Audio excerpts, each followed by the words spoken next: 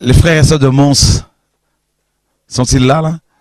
Est-ce que je peux voir juste vos mains, s'il vous plaît, là? Merci Seigneur. Que Dieu soit béni. Alléluia. Bonjour.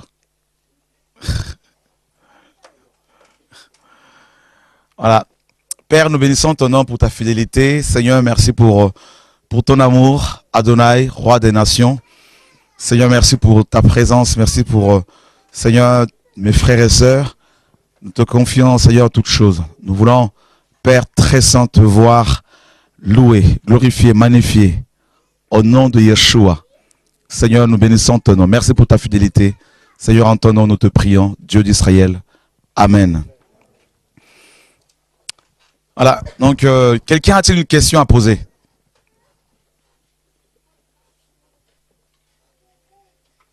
Oui.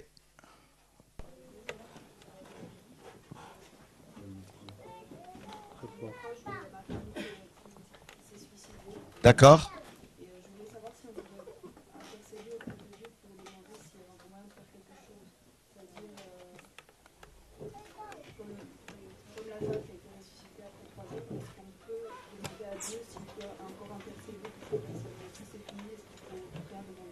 La personne s'est suicidée.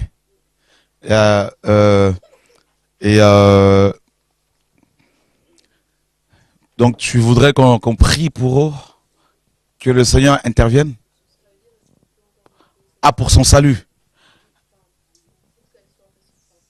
Ressuscité. D'accord. Elle est enterrée, elle est... D'accord. Et oui, tout est possible. Hein. Le Seigneur peut la ressusciter, bien sûr, parce que rien n'est impossible à celui qui croit, bien sûr. Donc,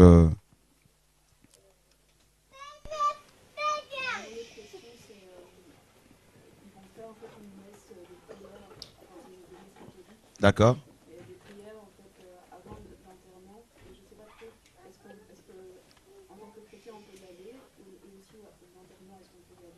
Mmh. En fait, ça sert à rien. Prier pour une personne qui, malheureusement, en fait, Dieu dit dans sa parole qu'il ne faut pas tuer.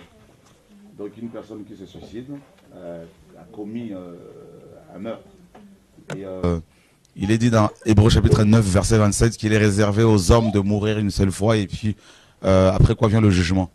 Donc, on peut prier pour sa résurrection si c'est la volonté parfaite du Seigneur, effectivement.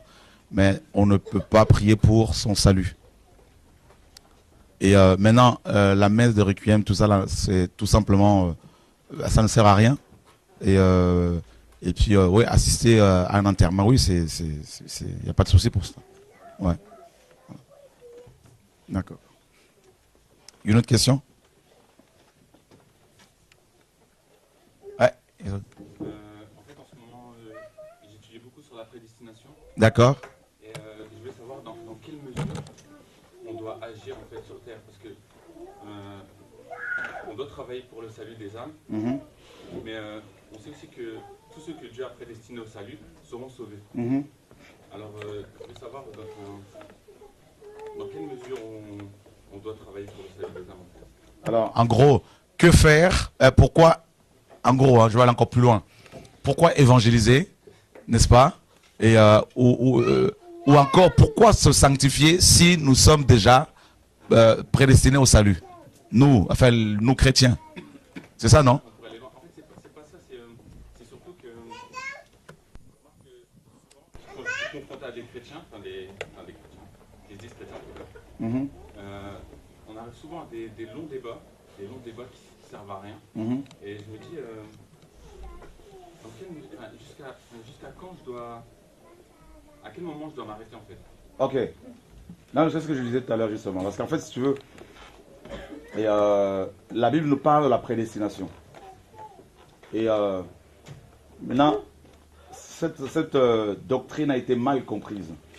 Et Augustin d'Hippone, au 5e siècle, a développé cette doctrine. Et Calvin, malheureusement, au 16e siècle, va dire qu'il y a il va développer une doctrine sur la double prédestination. En disant que Dieu, dans sa souveraineté, a prédestiné certaines personnes à l'enfer et d'autres au ciel. Mais ce n'est pas ce que les Écritures nous enseignent. En fait, Dieu a destiné tous les descendants d'Adam à la vie éternelle. A prédestiné toute la descendance adamique à la vie éternelle. Parce que lorsqu'il a créé Adam, il ne l'a pas créé pour qu'il pêche. On est d'accord? Il ne l'a pas créé pour que ce dernier aille en enfer. Donc, il a créé pour régner éternellement. Donc, également ses descendants. Et en fait, comment peut-on développer alors la doctrine de la prédestination? En fait, Dieu, dans sa souveraineté, sait d'avance qui sont ceux et celles qui vont accepter le plan du salut et qui sont ceux et celles qui vont le refuser. D'accord? Maintenant, c'est vrai qu'il sait d'avance, le Seigneur, qui sont ceux qui vont aller en enfer, malgré le fait qu'ils vont entendre l'évangile. Mais ils iront quand même en enfer. Alors, que doit-on faire vis-à-vis de ces personnes? Doit-on se taire ou quand même leur annoncer l'évangile? S'il faut l'annoncer pour ne pas qu'elles disent lors du jugement qu'elles n'avaient pas entendu. D'accord? Maintenant, notre rôle à nous, c'est quoi? C'est par rapport aux chrétiens, aux religieux. C'est de parler toujours, une ou deux fois, et ne pas chercher à les convertir par la force, comme font les musulmans. On leur annonce l'évangile, la vérité. Si ces personnes l'acceptent, tant mieux. Si elles le refusent, eh ben, ça c'est l'affaire du Seigneur, Dieu le jugera. Mais nous, notre responsabilité, c'est d'annoncer, de parler, pour que cela leur serve de témoignage. Est-ce qu'on peut prendre un passage justement qui corrobore ce que je dis dans Matthieu 24, 14?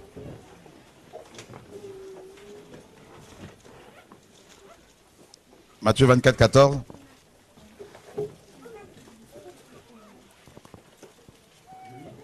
Oui. Cette bonne nouvelle du royaume sera prêchée dans le monde entier pour servir de témoignage à toutes les nations. Alors viendra la fin. Voilà, tu vois, cette bonne nouvelle du royaume sera annoncée dans le monde entier, pour servir de témoignage. En fait, pour ne pas que les gens disent on n'avait pas entendu ce témoignage. Voilà. Donc c'est pour cela qu'il faut proclamer l'évangile. Mais c'est vrai que Dieu sait d'avance qui sont ceux qui iront en enfer, quoi qu'on fasse pour eux, et qui sont ceux et celles qui iront au ciel. Il y a le nu frère parmi nous. Mmh. Merci. Un peu emboîté, revenir sur la question de la dame. D'accord. Elle a dit, voilà, est-ce qu'on peut prier pour mon frère qui est suicidé? Et vous avez cité un passage vrai qui me venait en esprit, c'est Hébreux 9, 27, qui dit il est réservé à l'homme de mourir une seule fois. Après, quoi vient le jugement? Ce que je pense, néanmoins si je me trompe, mais j'aimerais juste savoir, lorsqu'on le salut de son âme, on la recherche ici, sur terre, quand on vit. Déjà, et le Christ a dit, je suis le chemin, la vérité, la vie. Celui qui croit en moi a la vie, pas aura. Donc, au moment où tu crois, tu as déjà cette vie. Mais maintenant, comment quelqu'un, peut-être durant tout son séjour, il n'a pas cherché ce salut, et peut-être toute sa vie.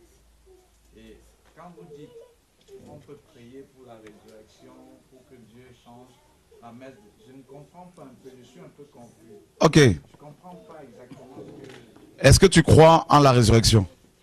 Bien sûr. Donc, la personne qui meurt sans Christ, on ne peut pas prier pour son salut parce que c'est fini pour elle. Elle est déjà jugée. Mais toutefois, si on est en face d'un cadavre, si Dieu nous met à cœur de prier pour sa résurrection, il faut le faire. J'ai eu à prier pour des personnes décédées que le Seigneur a ressuscité, comme la parole le dit. Oui, sans toutefois aussi être catholique.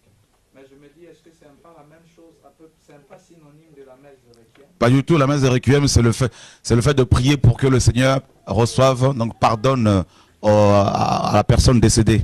Et maintenant, le fait que vous priez maintenant pour le cadavre, c'est pour que le Seigneur fasse quoi pour cette personne? Ben pour sa résurrection. Si c'est la volonté parfaite du Seigneur, parce que la parole le dit. Jésus-Christ a ressuscité Lazare 4 jours après sa mort. Est-ce que tu le sais? Ok, Tabitha était décédée. Pierre a prié pour sa résurrection. Élie a ressuscité un mort. Cela suppose que la résurrection et le salut, c'est deux thèmes différents. Mais en fait, est-ce que tu crois que Dieu peut ressusciter un mort? Est-ce que tu crois que tu peux prier pour un mort et que Dieu le ressuscite? Ben, où est le problème? Si on doit prier, si on peut prier pour que, si un cadavre, une personne meurt, si on prie pour sa résurrection. Donc. J'aimerais savoir, frère, je vous comprends. Mhm. Mais est-ce qu'il y a une différence entre le salut et la résurrection? Parce que Il y a une différence. la résurrection de cette personne, oui. Mais maintenant, quand vous dites maintenant, on ne peut pas, la messe de Requiem, c'est dans le but de demander que Dieu donne le salut à cette personne. Est-ce qu'il y a une différence? Donne le salut, c'est-à-dire sans qu'il y ait résurrection corporelle, physique. Oui, maintenant la différence entre résurrection et salut. Mais la résurrection, c'est le fait de recouvrir la vie terrestre, la vie matérielle et physique. Le salut, c'est autre chose, c'est le fait d'avoir la vie éternelle. Une personne qui n'a pas reçu le salut étant dans son corps physique et qui meurt comme ça, eh ben, il n'y a plus la possibilité pour elle d'avoir la vie éternelle dans l'au-delà. C'est fini. Tu l'as si bien dit. Le salut, c'est sur terre qu'il faut l'avoir. C'est dans la vie de tous les jours.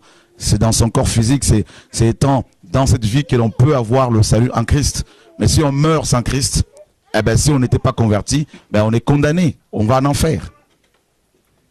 Maintenant, si on prie pour la résurrection des morts, d'accord, comme dans la Bible, les personnes reviennent à la vie, et bien ces personnes-là, si le Seigneur les ramène à la vie, eh ben, elles peuvent aussi recevoir la parole, entendre la parole. Je me souviens une fois, frère, il y a au Cameroun, parce que je suis camerounais, il y a un évêque, on l'appelait Monseigneur Ndokmo, il a ressuscité sa maman.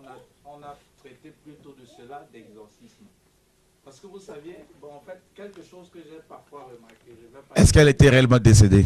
Elle était réellement décédée. On a traité même ce type de satanisme. Il faut vérifier. C'est un catholique? Je dis un évêque de l'église catholique, de l'église. Ça m'étonnerait. Parce que je me dis le plus souvent. Parce qu'elle pouvait, je pense plutôt qu'elle avait fait une crise. Elle était décédée. Je suis témoin. Tu étais là sur place? Ouais, j'étais là. Tu l'as vu prier pour cette dame? Il a prié. Est-ce que tu étais là quand il a prié pour cette dame? Quand la dame est morte, quand sa maman, parce que c'était sa maman, elle était décédée. Est-ce que tu étais là quand il a prié pour elle? Quand il a prié pour elle, Ouais. c'était en plein culte. Tu étais là? Oui. La dame était, comment dire, sa maman était aussi avec vous en prière. Elle a piqué une crise? En fait, c'était comme on appelait en ce moment la messe de Requiem, en fait. D'accord. Oui, il est venu, il a prié pour sa maman. Et elle était décédée depuis combien de temps? 3 jours. T'es sûr de toi? Bien sûr, frère. Bien sûr. Parce que le problème, c'est qu'en Afrique, il y a des gens qui font des crises comme ça, et ils ne sont pas décédés, et on les déclare morts. Parce qu'on n'est pas beaucoup avancé sur le domaine. Tel aussi a été le cas de toujours bon, ça c'est un philosophe, Père, je ne sais pas si avec les Camerounais, il pouvait bien savoir l'histoire. Il a aussi toujours réussi. Il était païen? C'est un philosophe païen? Non. Non. Ce qu'il faut comprendre, en fait, il faut qu'on reste biblique. Un évêque catholique, s'il est vraiment évêque, c'est qu'il est forcément sataniste. D'accord? Parce que lors de l'ordination des prêtres catholiques, ils font allégeance à Lucifer. Et Satan ne peut pas ressusciter un mort. C'est impossible. D'accord? Donc, c'est pour ça que je te dis que cette dame, cette dame avait fait une crise. Et je ne sais pas, mais elle n'était pas morte. Et elle avait fait une crise comme beaucoup de gens en Afrique, on les enterre parce qu'ils ont fait une crise, alors qu'ils ne sont pas forcément morts. On a vu des cas comme ça, où les gens étaient appliqués des crises et puis on les enterrait. Alors qu'ici, on peut faire des réanimations, tout ça, et les gens... Donc si quelqu'un décède réellement et que la mort a été constatée, déclarée, il n'y a que Jésus-Christ qui peut, n'est-ce pas, réveiller cette personne-là. Parce que lui seul, comme il le dit dans Apocalypse 1:18, a les clés de la mort et du séjour des morts. Voilà. D'accord? Donc cette dame n'était pas du tout décédée. Moi j'ai une question en fait, c'est par rapport à quelque chose qui de plus en plus me taraude un peu. Tu venais de dire que si le Seigneur te met à cœur de prier pour lui, alors tu le fais. C'est justement à ce niveau-là, en fait, mon souci à moi personnellement. Je me dis, le Seigneur a déjà dit allez imposer les mains aux malades, tout ça. En fait, personnellement, parce qu'en fait, j'ai l'impression que de plus en plus je rencontre des gens qui sont malades, qui sont aveugles, et je sais pas. Ok, je comprends. Parce que par la foi, il faut aller imposer. Je comprends. Dieu dit, c'est ça. Ok. En fait, nous avons la parole écrite. Il est dit, le Seigneur a dit que celui qui croit en moi fera les œuvres que je fais et il en fera de plus grandes. Nous sommes d'accord. Il a marché sur les eaux. Donc il a dit qu'on peut le faire. Fais une expérience, Henri. C'est écrit, hein. Va au bord de la mer. Hein? Essaye de marcher sur les eaux. En me disant c'est écrit. Et je crois que si tu ne sais pas nager, tu risques de te noyer. N'est-ce pas? Pourtant c'est écrit. Maintenant, si tu entends une voix qui te dit va marcher sur les eaux, eh bien, tu dois te poser la question, est-ce que c'est biblique ou pas? Si c'est biblique, parce que tu as entendu la voix, le réma de Dieu. Et là, tu peux y aller. Regarde, Tabitha décède. Les saints, nous dit la parole, prient pour elle. Elle n'était pas ressuscitée. Maintenant, ils vont chercher Pierre, qui avait le don de miracle que les disciples n'avaient pas. Et Pierre arrive et prie pour Tabitha et Dieu la ressuscite. Donc, il y a la parole écrite, il y a aussi le réma. Tu vois? Donc, tu te retrouves, hier, par exemple, ceux qui ont suivi TV de vie. La sœur qui est venue, cette dame sourde que le Seigneur a guérie, elle est venue me voir avec son mari avant-hier. Donc, jeudi, pardon. Et j'ai prié pour elle, il n'y avait rien. Je n'avais pas la conviction. Bon, j'ai prié parce que, bon, ils ont fait des kilomètres, tout ça, et je leur recommandais au Seigneur. Et puis, au programme de réveil samedi, donc l'esprit vient sur moi et il me dit, va prier pour elle et je vais la guérir. Tu vois? Donc, Dieu est souverain. Il faut être à l'écoute de son esprit. Il y a la parole écrite, mais aussi le réma. Le réma, c'est la volonté de Dieu parfaite pour cet instant-là. Tu vois? Je prends un autre exemple. Le Seigneur a dit que nous allons guérir les malades. Ok, mais pourtant nous prions pour les malades, mais tous ne sont pas guéris. Il y a plusieurs raisons. Premièrement, il y en a qui n'ont pas foi. Donc certains malades n'ont pas assez de foi pour être guéris. D'autres, c'est des gens qui prient qui n'ont pas foi en Dieu. Et encore, une autre hypothèse, c'est la volonté parfaite du Seigneur. Dieu ne veut pas que la personne soit guérie tout de suite. Cette maladie, c'est peut-être pour l'enseigner, c'est pour lui apprendre quelque chose. Donc toi, tu viens, tu pries, même si tu as l'onction, mais la personne ne sera pas guérie parce que ce n'est pas la volonté parfaite du Seigneur pour ce moment-là. Job était malade. Et tu pouvais prier pour lui. Hein, et ce n'est pas pour autant qu'il allait être guéri. Le Seigneur seul allait le guérir en son temps. Donc il y a aussi la souveraineté de Dieu. Voilà. Je ne sais pas si tu as... Oui, parce qu'en fait, dans ce cas-là, pour ma part, j'aurais l'impression que chaque fois que je serai devant un malade, parce que volontairement, j'ai toujours cette envie d'approcher la personne qui est pour la personne, même si c'est dans des lieux publics. Mais c'est la question d'après, et si ça ne marchait pas? Ouais. Bonne question. C'est humain, hein? On est. Si ça ne marche pas, c'est la question à laquelle, enfin, tout le monde se pose cette question-là. Tout le monde est confronté à ce problème, à cette problématique. Et ça m'arrive souvent également. Mais si l'onction est sur toi, il y a la foi qui ira avec. Hein? Et là, tu vois le miracle. Il y a des gens qui viennent me voir, qui sont malades. Parfois, je m'apprête à prier pour eux. Le Seigneur me dit, laisse, ce n'est pas le temps. Il est dit qu'en Israël, il y avait beaucoup de lépreux. Mais pourtant, c'est Naaman qui a été guéri. Pourtant, Élisée avait l'onction pour. Parce qu'il y avait l'incrédulité aussi des Juifs à l'époque. Tu vois? Donc, Dieu est souverain. Il ne faut pas l'oublier. Parce que beaucoup sont déçus en priant pour les malades à tous azimuts. Ils ne le voient pas guérir, donc ils sont frustrés. Et ils oublient que Dieu est souverain. Il a dit qu'on va guérir les malades, c'est vrai. Mais il n'a pas dit qu'il faut le faire n'importe comment. Paul dira qu'il a laissé Trophime malade. Pourtant, il avait l'onction pour guérir. Donc, ce n'était pas la volonté du Seigneur parfaite pour que Trophime soit guéri ce jour-là. Maintenant, par exemple, je vais donner un exemple simple. Il y a 2 semaines, la même semaine, j'ai rencontré beaucoup d'aveugles.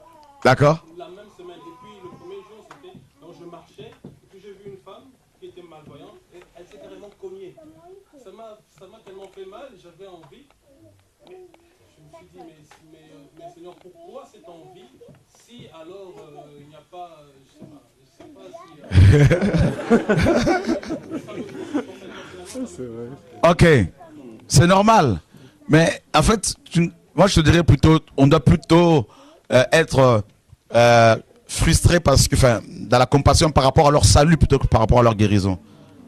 À quoi bon apporter la guérison aux gens physiques si ils n'ont pas la vie éternelle? Pas toujours. Après tant de miracles qu'il avait fait au milieu d'eux, ils ne croyaient toujours pas en lui. C'est écrit. Tu vois? Combien de gens n'avons-nous pas, pour qui on n'a pas prié, qui étaient malades, guéris, tout ça, et puis ensuite on les voit en train de faire n'importe quoi. Tu vois? Peut-être que Dieu veut que cette personne soit aveugle pour ne pas qu'elle ait affaire à la convoitise, afin d'être sauvée. Toi, tu viens, tu pries pour elle, et puis elle commence à voir, et puis, ah, bah dis donc, ah, il y a des belles femmes ici, là. Tu ne leur rends pas service. Donc, tu ne peux pas être plus compatissant que la compassion.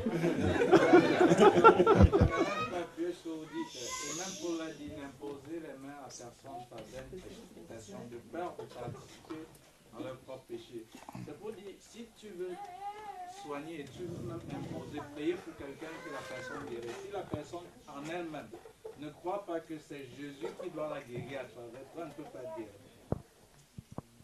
C'est pointant. Voilà pourquoi la volonté de Dieu est souveraine. Le vouloir de Dieu est souverain. Donc c'est Dieu qui guérit à travers toi, mais ce n'est pas toi qui guéris. Mais il faut que la personne croie. Dis à cette personne, tu crois que Jésus peut te guérir. C'est maintenant Jésus qui agit à travers toi. Voilà. D'autres questions? Oui. Bonjour. En fait, ma question est sur la délivrance. Donc, je me demande à quel moment nous sommes véritablement délivrés de toutes sortes de possessions. Parce que je me rends compte pour mon cas que malgré que je me force à me sanctifier, mes nuits ne sont toujours pas paisibles. D'accord. Est-ce que tu as un problème de pardon, par exemple? Non, pas du tout. Ok. Colossiens 1, 12, 13 nous dit que Dieu nous a délivrés lors de la conversion. Paul disait, béni soit le Dieu de notre Seigneur Jésus-Christ. Donc, béni soit Dieu, le Père de notre Seigneur Jésus-Christ, qui nous a délivrés de la puissance des ténèbres. Et il nous a transportés dans le royaume de son Fils bien-aimé, en qui nous avons la rédemption, le pardon de nos fautes. Donc, on est délivrés des démons lors de la conversion. Mais le problème, c'est que dans nos églises, beaucoup ne sont pas convertis. On a plus de personnes qui ont fait une adhésion intellectuelle que des véritables convertis. Donc, c'est pour cela que ces chrétiens sont toujours possédés. Tu vois? Mais quand on est converti, comme quand un enfant vient au monde, donc qu'est-ce qu'on fait? On coupe le cordon ombilical. Donc lors de la conversion, on est délivré des démons. Et si beaucoup de chrétiens sont encore possédés, c'est parce que beaucoup ne sont pas convertis. Ça, c'est la première hypothèse. La deuxième hypothèse, c'est que beaucoup sont réellement convertis, étaient convertis, mais ces personnes ont ouvert des portes en dormant sur la colère, tout ça, et les démons qui étaient sortis lors de la conversion sont revenus beaucoup plus nombreux qu'avant. C'est pour cela on trouve beaucoup de méchanceté il y a plus de méchanceté dans nos églises que dans le monde. Parce que ces chrétiens sont doublement possédés. Voilà. Mais quand on est rempli de l'esprit, on ne peut pas être, dérangé comme ça la nuit. On a le repos. Bien sûr, on a des attaques, mais Dieu nous donne la paix. Voilà. Est-ce que dans ces attaques-là, on vous atteint? Vous pouvez être attaqué, mais sans être atteint. Tout à fait. Que 1000 tombent à ta gauche, 10 000 à ta droite, tu seras point atteint, nous dit la parole. Maintenant, si tu es atteinte par des attaques de l'ennemi, il faut poser la question au Seigneur. Et il te dira. Peut-être qu'il y a des portes que tu as ouvertes, que tu ignores toi-même. Voilà.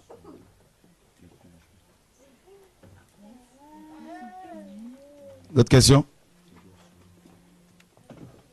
Moi, c'était par rapport à Bruxelles la dernière fois. Vous avez parlé de... Il y avait une personne qui avait posé une question sur le blasphème.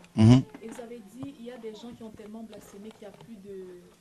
Il n'y a plus rien à faire pour eux. Ouais. Mais en même temps, il y a un passage biblique qui contredit un peu ça, parce que la Bible dit tant qu'il y a la vie, il y a espoir.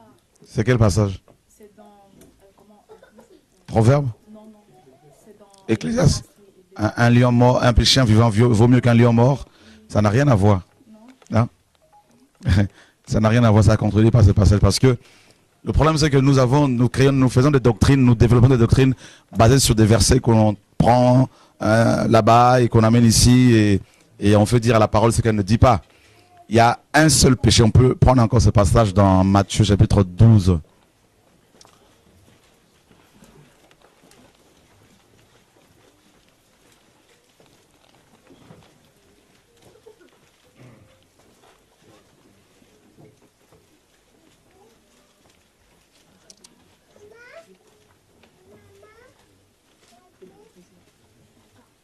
Ouais.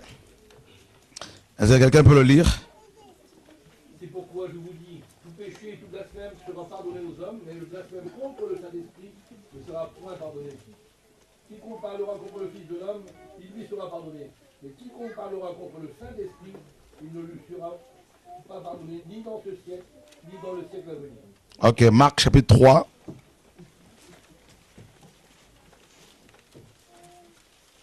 Verset 29.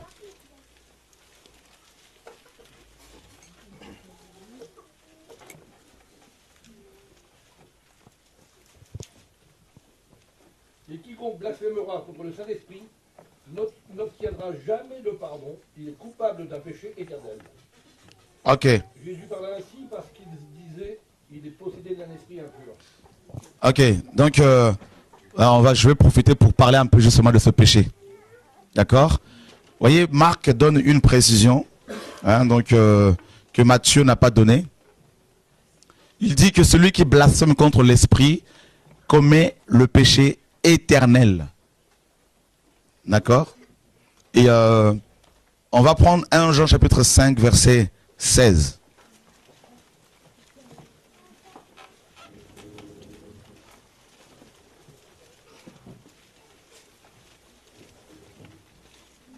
Si quelqu'un voit son frère commettre un péché qui ne mène point à la mort, qu'il prie, et Dieu donnera la vie à ce frère. Il la donnera à ceux qui commettent un péché qui ne mène point à la mort. Il y a un péché qui mène à la mort, ce n'est pas pour ce péché-là que je dis de prier. Toute iniquité est un péché. Voilà. Donc, Jean, qui était là, Jean l'apôtre, qui était là quand le Seigneur parlait de ce péché éternel, du péché éternel, va reprendre ce passage en disant que si quelqu'un voit son frère commettre un péché, n'est-ce pas, qui mène à la mort, eh bien, ça ne sert à rien de prier pour lui, en gros. Mais s'il pêche, s'il commet le péché qui ne mène pas à la mort, donc il y a 3 types de mort, bien sûr. Il y a la mort, comme vous le savez, physique. D'abord, la mort spirituelle, c'est la séparation d'avec Dieu. D'accord? Il y a la mort physique, deuxièmement. Et la mort éternelle, ou encore la seconde mort. Donc, quand Jean parle du péché qui mène à la mort, il parle de la mort éternelle. D'accord? Et les autres péchés mènent aussi à la mort. D'abord la mort spirituelle. Quelqu'un qui craint Dieu et qui pêche, il va mourir spirituellement. Mais pas forcément physiquement tout de suite, ni éternellement. Mais le blasphème contre l'esprit, n'est-ce pas, te tue spirituellement, physiquement un jour et puis éternellement. Et une fois qu'on a commis ce péché, eh ben, on ne peut plus prier pour toi, c'est fini. Je veux approfondir cela pour que vous compreniez bien. Hein, donc, voilà, je crois qu'on va pouvoir enseigner là-dessus. Donc, voyez, et le Seigneur nous apprend ici que, et Jean également, que ce péché, donc le blasphème contre l'esprit, concerne exclusivement les croyants. Parce que quand le Seigneur a parlé de ce péché, il en a parlé, n'est-ce pas, avec les Juifs qui avaient reçu la Torah, qui connaissaient la loi. Donc, on ne peut pas parler de ce péché aux païens, par rapport aux païens, parce qu'ils n'ont pas la connaissance, ils n'ont pas l'éclairage, on verra ça tout à l'heure. Et c'est le seul péché impardonnable. Alors, qu'est-ce que, concrètement, ce péché-là? Ça commence d'abord par l'attribution des œuvres de Dieu à Satan. Voilà pourquoi, si vous n'êtes pas éclairé, ou si vous ne savez pas quel est l'esprit qui travaille avec un ministère, n'allez pas rapidement attribuer ses œuvres au diable. Parce que le blasphème contre l'esprit commence par, n'est-ce pas, ce péché. On attribue à Satan l'œuvre de Dieu. Et quand Yeshua est venu, on nous dit qu'il a reçu l'esprit, il avait reçu l'esprit sans mesure. Et tout ce qu'il a fait, la prédication, les guérisons, les miracles, tout ce que le Seigneur faisait, comme vous le savez, il le faisait sous, n'est-ce pas, l'influence de l'Esprit de Dieu. Et les Juifs qui avaient la Torah, les Juifs qui connaissaient les Écritures, ont attribué toutes ces œuvres au diable, au point de dire que Yeshua travaillait avec Belzébul, c'est-à-dire Baal, le prince de mouches, c'est-à-dire Lucifer lui-même, le diable, Satan. Et c'est pour cela que Yeshua disait que ces hommes, donc les pharisiens, les scribes et les chefs des Juifs, les Sadducéens notamment, qui attribuaient ces œuvres à Satan, le Seigneur disait que ces hommes avaient commis le péché éternel. Alors, si le péché contre l'esprit se limite à l'attribution des œuvres de Dieu à Satan, ça veut dire que nous sommes tous mal barrés parce que nous avons tous, plus ou moins, attribué un ministère, les œuvres d'un ministère à Satan, parce qu'on n'avait pas la connaissance. Donc, ce péché ne se limite pas seulement, ça c'est le début, c'est le premier pas. Et une fois qu'on a attribué l'œuvre du Seigneur à Satan, en tant que chrétien, donc si on le fait, eh ben, la première chose qui va avoir lieu, c'est quoi? C'est, en fait, l'Esprit de Dieu sera attristé. D'accord? Éphésiens chapitre 4, verset 30. N'attristez pas le Saint-Esprit de Dieu par lequel vous avez été scellés pour le jour de la rédemption. N'attristez pas le Saint-Esprit de Dieu. Donc ça commence par là. On compare, quand un chrétien pêche, parce que quand on attribue l'œuvre de Dieu à Satan, on pêche. D'accord? On pêche, même si on est ignorant, on pêche. Moi je vois des gens, combien de pasteurs, combien de chrétiens, n'est-ce pas, attribuent l'œuvre que Dieu fait dans nos vies, dans ma vie, à Satan. Eh bien, l'esprit à chaque fois est attristé. Et c'est un ordre, hein? N'attristez pas le Saint-Esprit de Dieu. Alors, ça c'est la première étape dans le blasphème de l'Esprit de Dieu.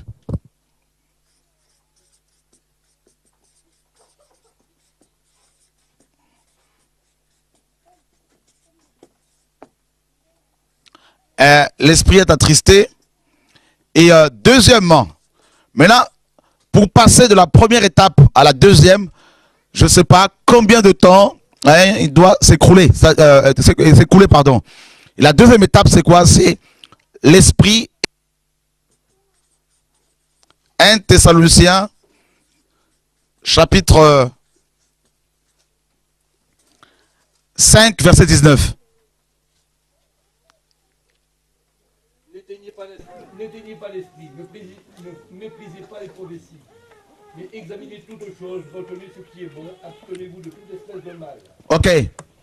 D'abord, l'esprit est éteint. Le chrétien rempli de l'esprit, un chrétien, on va prendre un exemple, il y a un chrétien rempli de l'esprit, et il va commencer à attribuer l'œuvre de Dieu à Satan, l'œuvre que Dieu fait dans la vie d'un frère, d'une sœur, n'est-ce pas, parce qu'il n'a pas la connaissance, parce qu'il n'a pas compris. Et il va commencer, parce qu'il écoute à gauche, à droite, il va commencer à attribuer ce ministère, cette onction à Satan. L'esprit qui est en lui, donc, est attristé. Ce chrétien peut, pendant 5 ans, attribuer cette œuvre, l'œuvre d'un frère, d'une sœur à Satan. Et pendant 5 ans, l'esprit est attristé. Et il n'est pas forcément éteint, mais il est... Parce que Dieu est patient. Il prend son temps pour nous interpeller, pour nous ramener à la raison. L'esprit est attristé. Donc comme je vous le disais, entre les deux, n'est-ce pas, étapes, je ne sais pas, je ne saurais pas vous dire, ça Dieu seul le sait. dans sa souveraineté, combien de temps doit s'écouler avant de passer de la première étape à la deuxième? L'esprit est éteint. Rappelez-vous bien que le Saint-Esprit est représenté par un chandelier. Amen.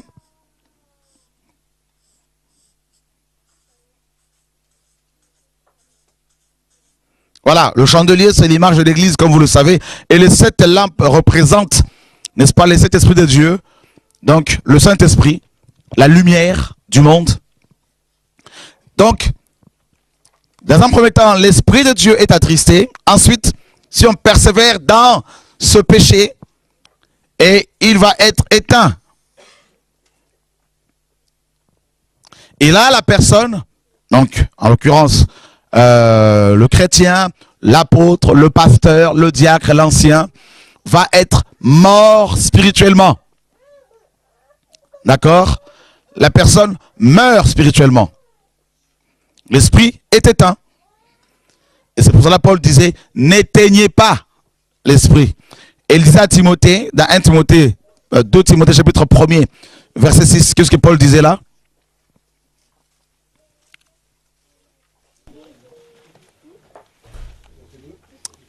« 2 Timothée 1, 6. Merci Paul, pas de problème. C'est pourquoi je t'exhorte à ranimer la flamme du don de Dieu que tu as reçu par l'imposition de mes mains. Ranimer, voyez non? Ranimer, rallumer, parce que la flamme peut, n'est-ce pas, être éteinte. D'accord?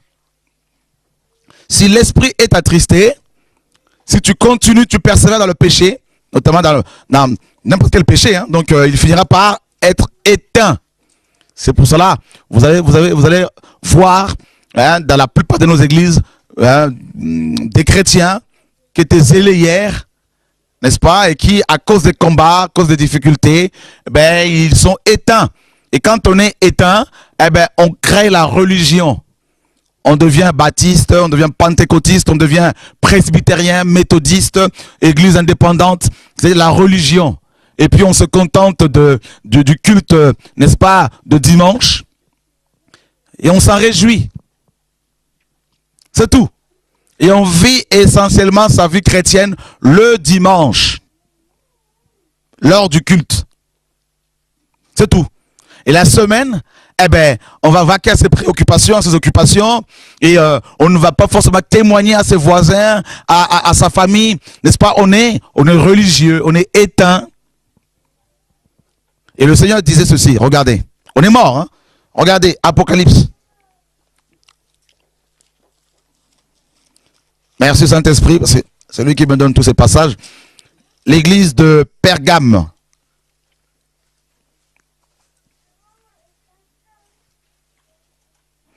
Oh Seigneur, aide-nous. Apocalypse chapitre 3. Verset 1er à 2. Écrit à l'ange de l'église de Sardes. Voici ce que dit celui qui a les 7 esprits de Dieu et les 7 étoiles. Je connais tes œuvres. Je sais que tu passes pour être vivant et tu es mort. Sois vigilant et affermis le reste qui est près de mourir, car je n'ai pas trouvé tes œuvres parfaites devant mon Dieu. Rappelle-toi donc comment tu as reçu et entendu la parole. Garde-la et repens-toi. Si tu ne veilles pas, je viendrai comme un voleur, et tu ne sauras pas à quelle heure je viendrai te surprendre. Ok, on peut s'arrêter là. Oui. Donc, on attribue l'œuvre de Dieu à Satan. L'esprit est attristé, ça peut durer des années. Il est aussi attristé quand on tombe dans n'importe quel péché. D'accord? Et si on persévère dans ce péché, s'il n'y a pas une repentance, eh ben il est éteint. Et là, c'est la deuxième étape. Et là, c'est la mort spirituelle. Et on tombe dans le même piège dans lequel était tombée l'église de Sardes. Le Seigneur dit, tu passes pour être vivant, hein, à cet ange. Hein. Tu passes pour être vivant. Mais voici, tu es mort. Et parce que tu es mort, tu ne sauras pas à quelle veille de la nuit je viendrai. D'accord? Ça correspond au sommeil, à la mort spirituelle. Et rappelez-vous bien de la parabole, de 10 vierges. On nous dit que les 10 s'étaient endormis. Assoupis d'abord et endormis. Alors nous avons dans la plupart de nos églises, justement, malheureusement, actuellement, des chrétiens endormis. Si Dieu vous ouvre les yeux spirituels, vous verrez qu'ils ronflent. Ils sont endormis. Mais pourtant, il est dit ici, le Seigneur dit à cet ange, tu passes pour être vivant, mais tu es mort. Ça veut dire quoi? Ça veut dire que tu as d'une bonne chorale, hein, tu joues de la musique, la guitare, du piano, tout ça, vous dansez avec vos drapeaux, tout ça, mais vous êtes mort. Donc, il y a beaucoup d'agitation, n'est-ce pas? Beaucoup, et les gens sont morts, ils sont morts. Pourtant, ils proclament haut et fort qu'ils sont chrétiens, qu'ils sont réveillés, mais en fait, ils sont morts.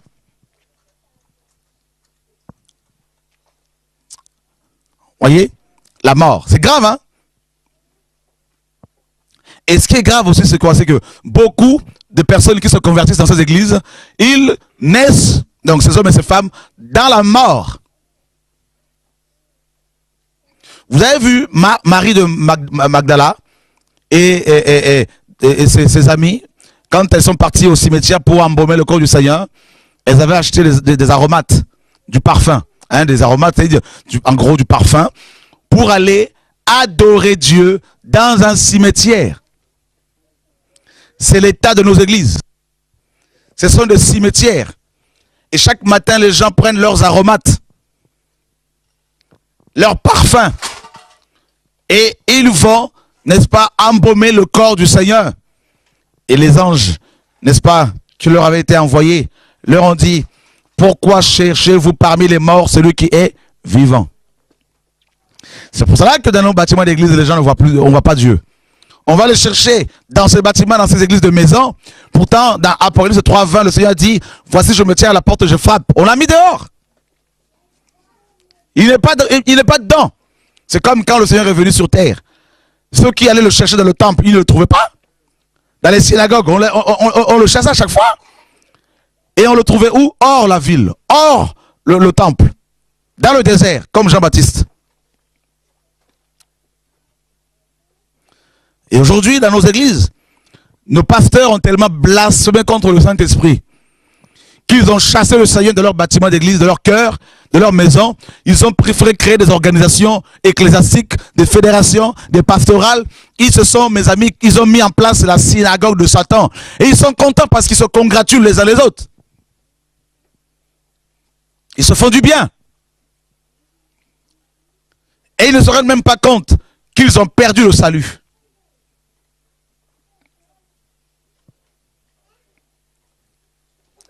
Frère, je me suis rendu compte de quelque chose. Je continue dans l'enseignement sur le blasphème. Hein. Donc, voilà. Je me suis rendu compte de quelque chose. Si quelqu'un veut aller au ciel dans notre génération, il doit tout faire pour éviter ces églises.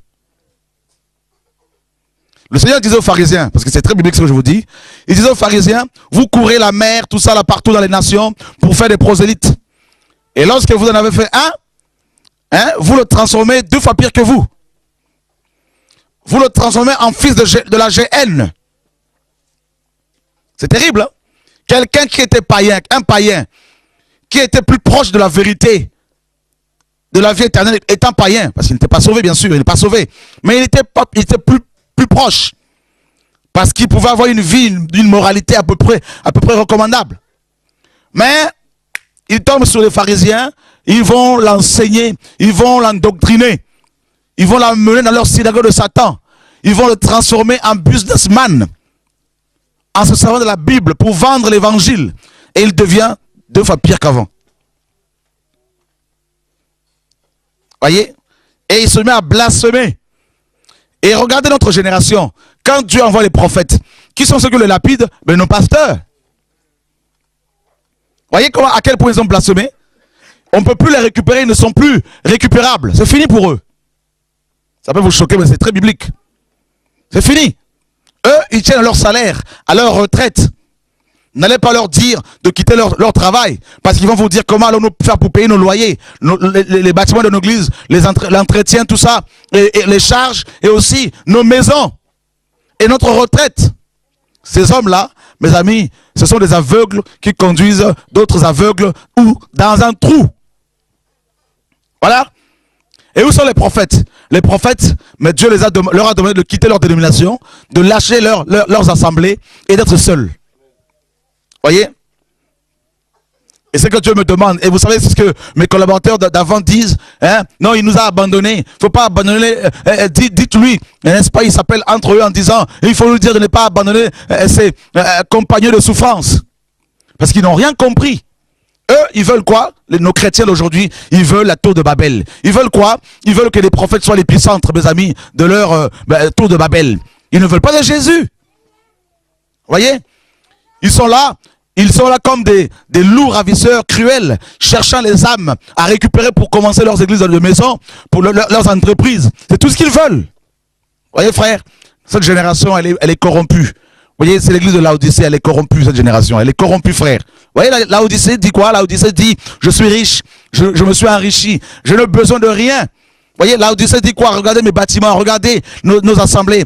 Nous avons construit des assemblées avec des vitraux. Nous avons construit des assemblées, mes amis, avec des chaises, hein, n'est-ce pas, en cuir. Vous voyez, des bâtiments énormes. Mais le Seigneur dit, tu es misérable, tu es aveugle, tu es nu. Voilà l'église de Laodicée. C'est une église qui a blasphémé. Elle a commis le péché éternel, impardonnable. Il n'y a plus rien à faire. Voyez, frère, cette génération, vous voulez aller au ciel? Vous voulez aller au ciel, frères et sœurs? Alors évitez ces églises. Voyez? Ne me dites pas, frère, c'est dans quelle église maintenant? Tu nous recommandes laquelle? Moi, j'ai plus d'église, frère. J'ai plus d'église. Je pars ici et là, comme là, la montre pour crier, simplement. Mais j'ai plus d'église. Fini ça. Mon église, c'est l'assemblée céleste.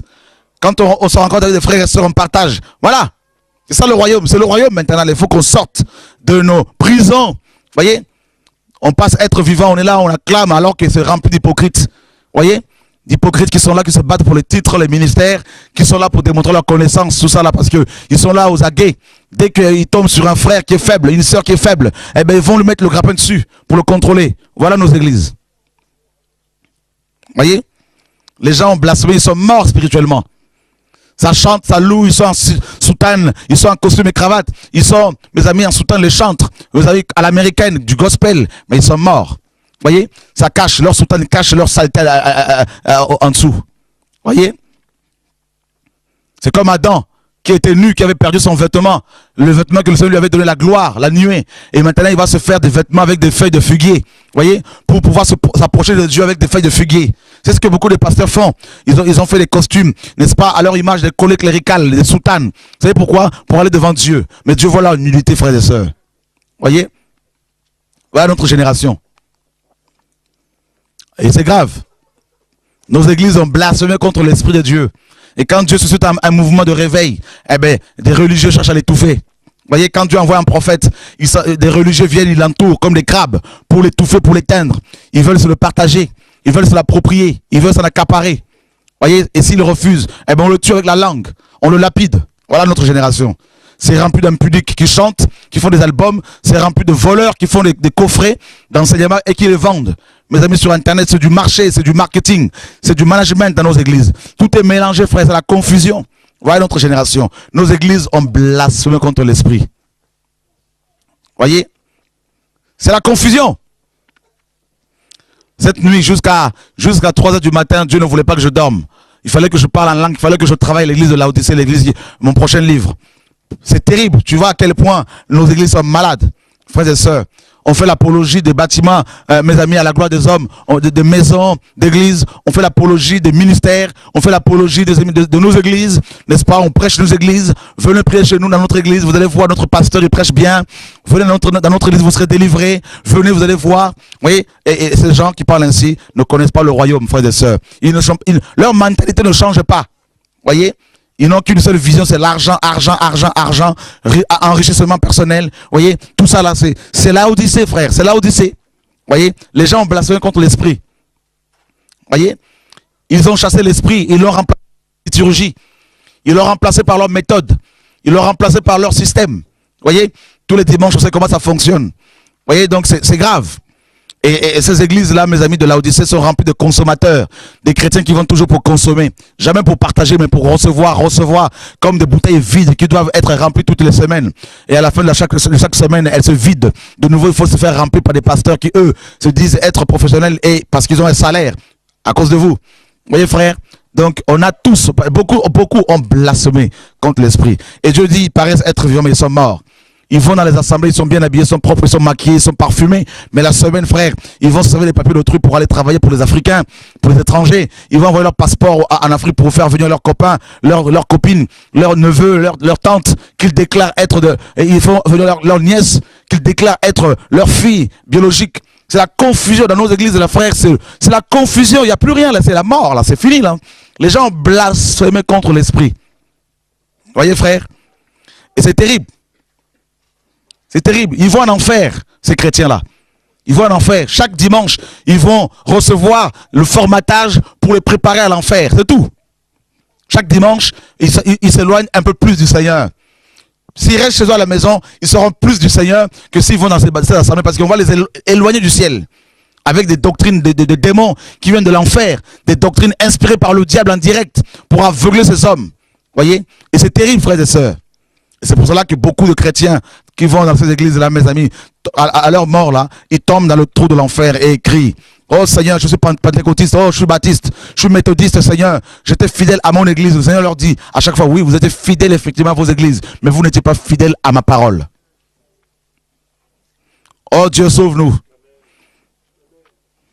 Voyez, et regardez le contraste entre l'ange de Laodicée qui était bien habillé, qui était, mes amis, rempli d'or, d'argent, de billets de banque et qui n'avait aucune persécution. Voyez, qui n'était pas persécuté. Regardez le contraste entre cet ange, n'est-ce pas, entre les chrétiens de Laodicée remplis d'argent et, mes amis, les chrétiens dont il est question dans Hébreux 11, des hommes dont le monde n'était pas digne, qui étaient vêtus en peau de vêtements, peau d'animaux et qui, mes amis, étaient persécutés, dénués de tout. Alors, vous avez vu? Ceux qui avaient la foi indispensable au salut, l'ange de l'église de Laodicée n'a pas foi en Dieu. Voyez, nos églises là, elles sont mortes. Les gens ont blasphémé contre l'esprit. Voyez, c'est pour cela les conversions des sorciers en public, on ne le voit plus. Comme dans Acte 19. Ils ne se convertissent pas. Vous savez pourquoi? Parce qu'ils voient que les pasteurs, quand ils viennent dans nos assemblées, les sorciers voient bien que les pasteurs sont comme eux. Ils sont possédés par les mêmes démons qui travaillent avec eux. Voyez, frère? Il voit bien que les pasteurs sont possédés. Alors comment voulez-vous qu'ils confessent le péché? Parce que c'est dit, si on confesse, ces hommes n'ont pas assez de puissance pour prier pour nous. Satan va nous tuer. Alors autant servir Satan parce qu'il ne voit pas une puissance au-dessus de celle de Satan. Voyez? Donc c'est pour cela qu'il n'y a pas ces conversions-là. Les gens sont morts. C'est l'église de Sardes. C'est la mort spirituelle. Une église qui a blasphémé contre l'Esprit de Dieu. Voyez? La lampe est éteinte. Voyez, frères et sœurs? Et c'est grave. Moi, à Paris, j'ai des combats même avec les gens que j'ai formés depuis des années. Vous savez pourquoi? Parce que beaucoup ne veulent pas me lâcher. Bien qu'ils soient autonomes, ils ne veulent toujours pas me lâcher. Voyez? Et à chaque fois, je dois leur dire, je suis seul. Laissez-moi seul. Je fais ma route avec le Seigneur, seul. Et je ne ferai pas de concessions avec vous. Pas de compromission, frères et sœurs. Même si vous devez me lapider, je ne lâcherai jamais la vérité, frères et sœurs. Voyez? Ils ont besoin des gourous, ils ont besoin d'être contrôlés. Ils cherchent des veaux d'or. Voyez? Comme les Moïse, comme les enfants d'Israël au pied de la montagne. Voyez, ils ont besoin de veaux d'or. Ils mettent la pression sur Aaron pour que Aaron leur fasse des veaux d'or. Aaron, aujourd'hui, ce sont des pasteurs de l'église de Laodicée et de Sardes. Ils ont subi la pression de la part du peuple parce que le peuple veut des veaux d'or. Voyez, frère, le blasphème contre l'Esprit de Dieu. On a des grosses Bibles. Frères et sœurs, c'est bien, on est gentil. On est content d'avoir de telles Bibles, frères et sœurs, mais on n'a aucune crainte de Dieu, aucune révérence. Voyez, frères et sœurs, on est complètement dans la compromission. Cette génération, elle est perdue. Voilà. Je suis convaincu que ces chrétiens d'aujourd'hui, tellement qu'ils portent la Bible sous leurs aisselles sentent la Bible. Tellement qu'ils sont toujours avec leur Bible. Mais quand on vérifie dans leur cœur, frère, c'est plein d'hypocrisie, plein de mensonges, plein de sorcellerie, plein d'impudicité, d'adultère, de convoitise. Voilà nos chrétiens d'aujourd'hui, frère. Des hommes qui prient, mais à la maison, c'est des dictateurs. Voyez? Des femmes qui prient à la maison, c'est des Jézabel. Voilà notre génération. Ce sont des gens qui ont blasphémé. Il n'y a plus rien à faire pour eux. La parole n'a plus aucun effet sur eux. Vous pouvez parler sur la sanctification. Ils vont être secoués pendant quelques secondes. Mais quand ils vont sortir de la fraise, ils vont tout oublier. Voilà notre génération. Et les vrais chrétiens, on le trouve où? On le trouve dehors. On le trouve chez eux. Ils suivent Jésus-Christ de Nazareth. Ils ont une relation avec le Seigneur. Voilà notre génération. Voyez? Alléluia. Que Dieu nous garde. Dieu m'a dit, il faut crier. Il m'a sorti de tout ce système, il me sort encore. Et on veut me faire revenir encore là-dedans. On veut s'accaparer. C'est comme des crabes qui sont là mes amis, qui ne veulent pas te lâcher. Parce qu'ils se disent que derrière ce monsieur, nous allons manger comme hier. C'est fini tout ça, là, frères et sœurs. Vous allez manger la parole de Dieu. C'est fini tout ça, là. C'est fini. Fini. Plus ça va, plus j'ai l'impression que réellement on risque de me lapider physiquement. Je leur ai dit à Paris, je dis au pasteur à Paris il y a 4 jours, je leur ai dit au pasteur là-bas aux anciens, j'étais avec eux, je leur ai dit, vous êtes des pharisiens tous ici, là, vous êtes des pharisiens, vous êtes charnels, vous n'avez rien compris. Dans vos églises, là, c'est la mort, il n'y a aucun fruit. Tout ça là, vous voulez vous agripper à moi, tout ça là, pour faire vos business, c'est fini. Tout ça. Je veux vous dénoncer aussi à l'intérieur, à l'extérieur, comme je le fais, frère. Je suis solitaire, je crie. Voilà, il faut tout casser, tout ça là, c'est du passé, frère. Voilà. Ça plaît pas, mais c'est pas mon problème. Moi-même, je me dénonce. Donc, tout le monde doit se dénoncer au nom de Jésus. Voilà. Alléluia. Vous avez vu ce chant? Vous avez vu ces chansons que vous écoutez? Vous avez vu ces musiciens qui viennent d'Afrique ici pour se faire de l'argent comme Atoms et Nadège? Ce couple, mes amis, paganisés, babylonisés. Mes amis qui font des concerts, des formations à 30 €, mes amis. Vous avez vu ça, frères et sœurs? Des voleurs. Et c'est vous qui achetez leurs albums. C'est vous qui les écoutez. Vous faites avancer le royaume de Satan. Et en même temps, vous allez vers le Seigneur. Vous faites de mélange. Voyez? Vous avez vu des groupes comme Exo en France? Ça fume. Ça demande des cachets. Vous avez vu? Avant de chanter. Nous sommes dans l'église de Laodicée. Les évangélistes, il faut les payer. Ils ont des cachets. Avant de venir prêcher chez vous, il faut un cachet. Il y en a, c'est 500 €. D'autres, c'est 1000 €. C'est comme ça fonctionne, frères et sœurs. Voilà. Les chantres, là, quand vous les faites venir comme à Don l'Éternel, tout ça, il y a un cachet. Hein, il vous dit c'est 10 000 € tout ça là, avant de venir tout ça là. Vous avez vu comment c'est Babylone. Vous ne voyez pas que, frères et sœurs, que c'est la fin de temps. Vous ne voyez pas que c'est la fin de temps. Vous ne voyez pas qu'on est à la fin, que tout est fini. Ouvrez les yeux. Ils ont blasphémé contre l'esprit. Ne priez plus pour eux, ça ne sert à rien. Priez pour vos familles, pour vos enfants, pour vos vies. Voilà. Priez pour les païens pour que Dieu les éclaire. Mais eux là, ils ont déjà la parole, ils ont déjà atteint le point de non-retour. C'est fini. Vous avez vu? Ils voyagent avec leurs livres quand on les a vus dans les églises pour vendre. Vous avez vu Paul quand il a écrit ces lettres-là? Regardez, prenons l'exemple. Colossiens chapitre 4, verset 16. Oh Dieu, sauve-nous.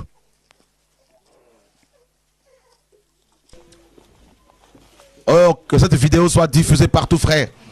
Je sais que ma tête est recherchée, c'est pas mon problème. De toute façon, j'aime la guerre spirituelle, j'aime ça. Alléluia, gloire à Dieu. Lorsque cette lettre aura été lue chez vous, faites en sorte qu'elle soit aussi lue dans l'église des Laodicéens et que vous lisiez à votre tour celle qui vous sera arrivée de Laodicée. Lorsque cette lettre aura été lue chez vous, vendez-la ailleurs. Faites en sorte qu'elle soit aussi lue dans les autres églises. Et à votre tour, lisez aussi la lettre qui viendra de leurs assemblées, en gros. Mais regardez nos bishops d'aujourd'hui, ceux qui écrivent des livres. Quand ils voyagent comme ça, là, ils ont leurs livres qu'ils vendent à chaque fois. Vous avez vu? Allez les voir pour leur demander gratuitement un livre. Ils vous diront, non frère, l'évangile est gratuit, mais l'évangélisation est payante. Vous avez vu? Mais pourtant là, dans votre Bible, hein, Paul dit que ces lettres ont été gratuites. Vous voyez, il fallait les lire, qu'elles soient lues partout. Vous avez vu, frère?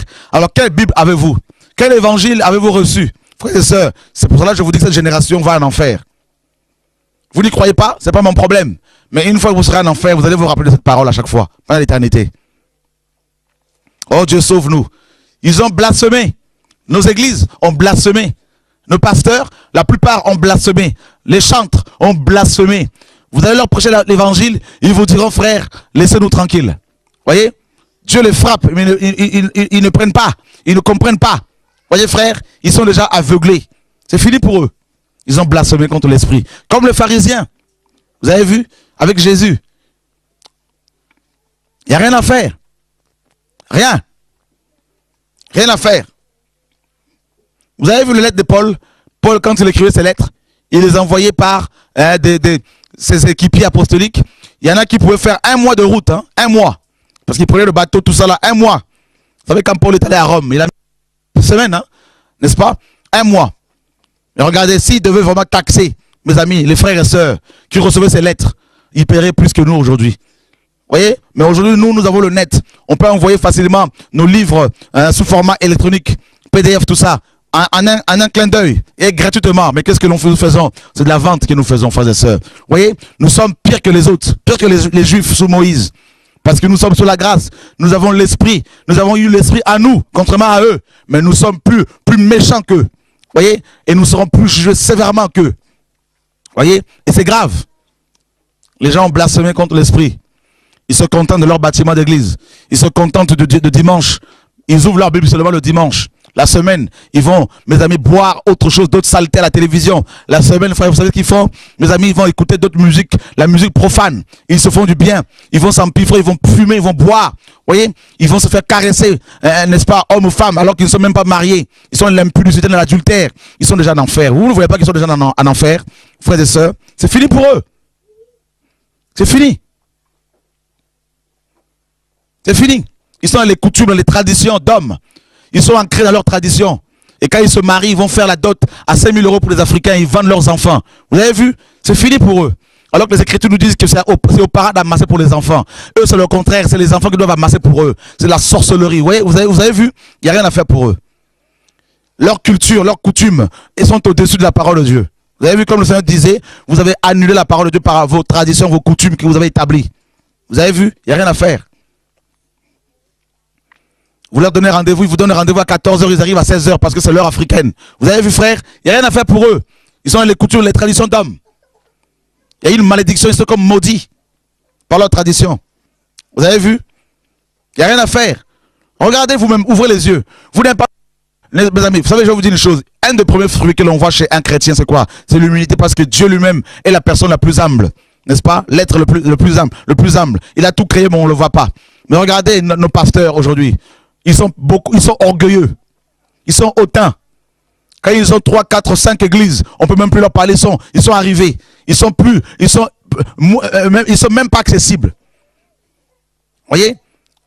Il est beaucoup plus facile de voir les bourgmestres, les maires de nos villes, hein, que nos pasteurs. On ne voit même pas l'humilité, frère. On ne voit même pas la crainte de Dieu. Voyez? C'est clair, c'est terrible. Or, l'orgueil, mes amis, l'orgueil est un fruit qui se manifeste facilement dans la vie des satanistes. Parce que Satan est orgueilleux. Vous voyez, il s'est rebellé contre Dieu à cause de l'orgueil. Vous voyez, les fruits, on reconnaît un arbre à ses fruits. Vous voyez vous-même que c'est fini nos églises là. C'est fini, frère. C'est fini. Vous voulez aller en enfer? Fréquentez-les. La communion fraternelle, oui, c'est biblique. Avec des frères et sœurs qui craignent Dieu, 2, 3, 4, 5 personnes, oui. Mais nos assemblées là, où mes amis, remplies de monde, là, c'est fini. Vous avez vu hier à la réunion de réveil, les enfants qui étaient là à la sorcellerie, mais si Dieu n'est pas là, ces enfants là vont continuer à ensorceler tout le monde. Voilà nos églises. Voyez? C'est grave. Les pasteurs sont possédés, ils sont endormis, ils sont envoûtés par le diable, par les sorciers qui les manipulent. Voyez, ils n'ont qu'un seul message: donnez, donnez, donnez, vous serez bénis. Donnez, donnez, vous serez bénis. Venez à l'église tous les dimanches. Soyez fidèles à l'église, et non à Dieu, mais à l'église, n'est-ce pas? Obéissez à vos conducteurs, n'abandonnez pas vos assemblées. Voilà tout ce qu'ils vous proposent. Voyez, ils ont déjà, les amis, ils ont attristé l'esprit. Voilà pourquoi il n'est plus dans nos églises. Il est parti depuis des années. Il y a des églises qui naissent sans l'esprit. Et c'est l'esprit, l'erreur de l'antéchrist qui travaille au sein de ces églises, frères. Et les chrétiens qui naissent dans ces églises-là, ils naissent avec la mentalité antéchrist, avec l'esprit antéchrist, Babylone, n'est-ce pas? Ils boivent le vin de la débauche matin, midi, soir. Ces enseignements, ces fausses doctrines, mes amis. Daniel, à Babylone, avait refusé le vin du roi, les mets du roi. Et nos pasteurs, mes amis, proposent à nos chrétiens d'aujourd'hui les mets du roi. Frères et sœurs, le vin du roi. Voilà pourquoi ils ne sont pas inquiétés par, mes amis, par les politiques. Parce qu'ils ont fait allégeance à ces politiques, frères et sœurs. Ils sont à genoux devant ces hommes politiques pour avoir des miettes, voyez, n'est-ce pas, pour avoir leur protection. Mes amis, Ésaïe 30 et 31 nous disent, ces deux passages nous disent clairement: malheur à celui qui va prendre Pharaon pour protecteur, mes amis, qui se fie à la multitude des chevaux pour être protégé. Voilà nos bishops d'aujourd'hui, frères et sœurs. Ils sont frappés par le Seigneur. Ils sont frappés, voilà pourquoi ils sont aveuglés. C'est la frappe du Seigneur, c'est le jugement du Seigneur.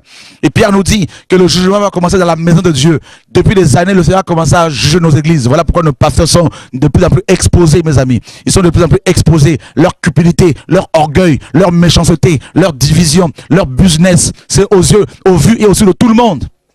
Vous avez vu? Ils ne se cachent même plus. C'est pour cela que je tiens à vous dire, frères et sœurs, cet après-midi, qu'ils sont déjà, ils ont blasphémé, l'esprit est attristé, l'esprit est déjà éteint. Vous voyez, il est tellement éteint qu'il n'y a plus de conversion authentique. Vous voyez, il n'y a plus de confession publique. Et quand il y a un réveil quelque part et que les chrétiens se mettent à confesser publiquement des païens, on dit non, non, il ne faut pas exposer la vie des gens. Et il faut la sagesse, il faut cacher ça. Voilà la culture encore qui prédomine, frères et sœurs. Alors que Acte 19 nous dit clairement que ceux qui avaient pratiqué les arts magiques venaient confesser publiquement leurs péchés. Mes amis, devant tout le monde. Voilà nos églises, frères et sœurs. On ne connaît pas l'église, on ne connaît pas la puissance de Dieu. Et quand Dieu agit quelque part, les chrétiens même disent, c'est ça c'est le diable, c'est Satan qui opère, parce qu'ils n'ont jamais vu la puissance de Dieu se manifester, parce qu'ils sont nés dans Babylone, frères et sœurs. Vous avez vu? C'est terrible. C'est terrible. Ils n'ont connu que Babylone. Et quand on leur dit de sortir de Babylone, ils ne savent pas où aller. Ils ne veulent pas parce qu'ils n'ont pas foi. Par la foi. Ils veulent marcher par la vue. Vous avez vu? À Babylone, ils ont été habitués à manger de la chair, de la viande. Ils ont été habitués, mes amis, à boire du vin. Et ils ne veulent pas connaître, mes amis, le désert, hein, la souffrance dans le désert, la foi. Mes amis, ils ne veulent pas confronter les serpents venimeux. Ils ne veulent pas confronter les scorpions venimeux dans le désert. Parce qu'ils ont été habitués, mes amis, au confort. Ils se sont conformés au siècle présent, frères et sœurs. C'est ça la mentalité catholique et romaine. Vous avez vu l'église romaine? Eh bien voilà, c'est ça, mes amis. C'est ça nos églises aujourd'hui, là, frère. C'est pour cela que nos pasteurs reviennent encore à l'église romaine, avec des soutanes, avec l'ordination, tout ça là. Ils ont blasphémé contre l'esprit. L'esprit est éteint, c'est fini. C'est fini. Et quand Dieu envoie des prophètes comme Hérode, mes amis, Hérode a fait décapiter Jean par sa femme Hérodias. Vous avez vu? C'est la danse. C'est à cause de la danse que Jean-Baptiste a été décapité. C'est à cause de la vérité qu'il prêchait. Vous avez vu? La fille d'Hérodias a bien dansé. Voilà nos églises, on danse. On danse, on danse. Et on va décapiter les prophètes. Vous avez vu la musique dans nos églises, mes amis? Elles paraissent vivantes, mais elles sont mortes. Hein, du Kofi Olomide dans nos églises. Du Magic System dans nos églises. Hein, du Papa Wemba dans nos églises, frères et sœurs. Hein, du Caleb dans nos églises. Vous avez vu de Rally, hein, c'est ça, non? Dans nos églises. Frères et sœurs, c'est Johnny Hallyday dans nos églises. C'est le monde, c'est fini là. Nos églises, là, frère, c'est Satan qui habite là-dedans, là, frères et sœurs. Et vous avez vu dans 2 Thessaloniciens chapitre 2, il est dit que Satan va s'asseoir dans le temple, se proclamant lui-même Dieu. Eh bien, il est dans nos temples, il est assis. Vous croyez que Satan, il se trouve où? En enfer? Oui, mais il est aussi dans nos églises, frère, il est assis. Vous avez vu? Il est assis sur les estrades, sur les chaises en cuir, là, en fauteuil en cuir, là. Il est dessus. Il est assis. Et les démons, ils sont où? Ils sont là-dedans. L'impudicité, c'est où? C'est là-dedans. L'adultère, c'est là-dedans. Divorce et remariage, c'est là-dedans. Vous croyez qu'ils sont où les démons? Ils sont dans ces bâtiments d'église, frères et sœurs. Vous croyez qu'ils sont où? À la basilique Saint-Pierre, ils sont là-bas, frères et sœurs. Vous croyez qu'ils sont où, frères et sœurs? Quand vous prenez la Sainte Seine dans vos églises, là, vous croyez qu'il y a quoi? Vous participez à la table des démons, à la table de Satan et à la table du Seigneur. C'est le mélange, frères et sœurs. Voilà. Ils sont ni froids, ni chauds. Ils sont tièdes. Voilà pourquoi Dieu les a vomis. Vous savez pourquoi Dieu, le vomissement, vous savez ce que c'est, frère? Le vomissement? Eh bien, on vomit parce que on vomit les toxiques qui peuvent contaminer les autres cellules. Voilà pourquoi Dieu vomit l'église de Laodicée, pour ne pas contaminer, pour pas qu'elle contamine les autres chrétiens qui aiment le Seigneur. Vous avez vu, frères et sœurs? C'est terrible. Et quand on a vomi quelque chose, on ne peut plus le manger, c'est fini. Vous avez vu? La tiédeur. Mes amis, alléluia, que Dieu nous aide. Mes amis, au XVIIIe siècle, quand il y a eu la tiédeur de l'église méthodiste, Dieu a suscité, mes amis, William Booth. Mes amis, 19e siècle, 20e siècle, pardon, 20e siècle, hein, pour amener un autre vent de l'esprit. Vous avez vu? Au 16e siècle, Dieu va susciter, mes amis, Calvin, Luther, tout ça, parce que l'église catholique était complètement morte, tiède. Et Dieu va, n'est-ce pas, susciter ces hommes pour amener un autre vent. Vous voyez, nos églises sont malades, c'est malade, elles sont malades. Moi là, j'en veux plus. Moi, j'en veux plus. J'en veux plus. Ça m'intéresse plus. C'est pour ça que ne cherchez pas à savoir Chora, il est où. On va prier avec lui. C'est fini tout ça, la frère. Chacun pour soi, mes amis. D'abord, chacun doit développer sa relation avec le Seigneur. Et on se retrouve comme ça, on s'encourage. Chacun va repartir dans son champ pour chercher Dieu, frère. C'est fini ça, c'est fini. Fini. On a pendant des années cherché à s'abriter sous l'ombre des prophètes, des apôtres. Tout ça là, c'est fini, frère. Les vrais prophètes eux-mêmes cherchent l'ombre de l'Éternel. Celui qui demeure sous l'abri du Très-Haut. Hein? Alléluia. Repose à l'homme du Tout-Puissant. C'est ce que la parole nous dit. Psaume 91, 1, 2. C'est ce qu'il faut rechercher au jour d'aujourd'hui, frère. C'est fini. Vous savez pourquoi beaucoup de gens n'arrivent pas à changer? Pourquoi beaucoup de pasteurs ne changent pas? Pourquoi beaucoup de chrétiens ne changent pas de mentalité? Pourquoi ils restent toujours dans le péché? C'est parce que l'esprit est atteint. L'esprit est éteint, pardon. L'esprit est éteint. Voilà pourquoi, comme l'esprit seul peut convaincre du péché, mais étant donné qu'il est éteint, eh bien, les gens ne peuvent pas être changés. Voilà.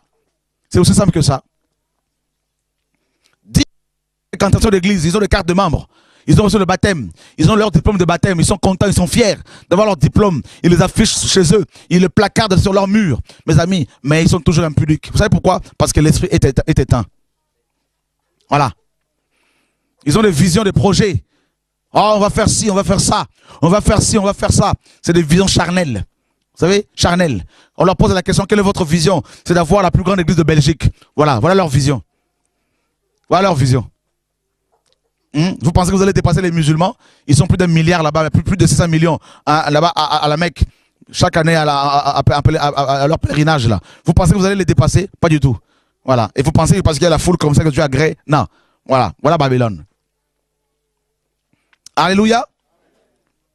Excusez-moi, je balance, hein, ça tombe sur moi, je balance. Ouais, Dieu est bon. Voilà, que Dieu soit béni. Alors la troisième et dernière étape, mes amis, eh bien, l'esprit est ôté. Vous voyez? L'esprit est ôté. N'est-ce pas? Et nous sommes dans Apocalypse chapitre 2.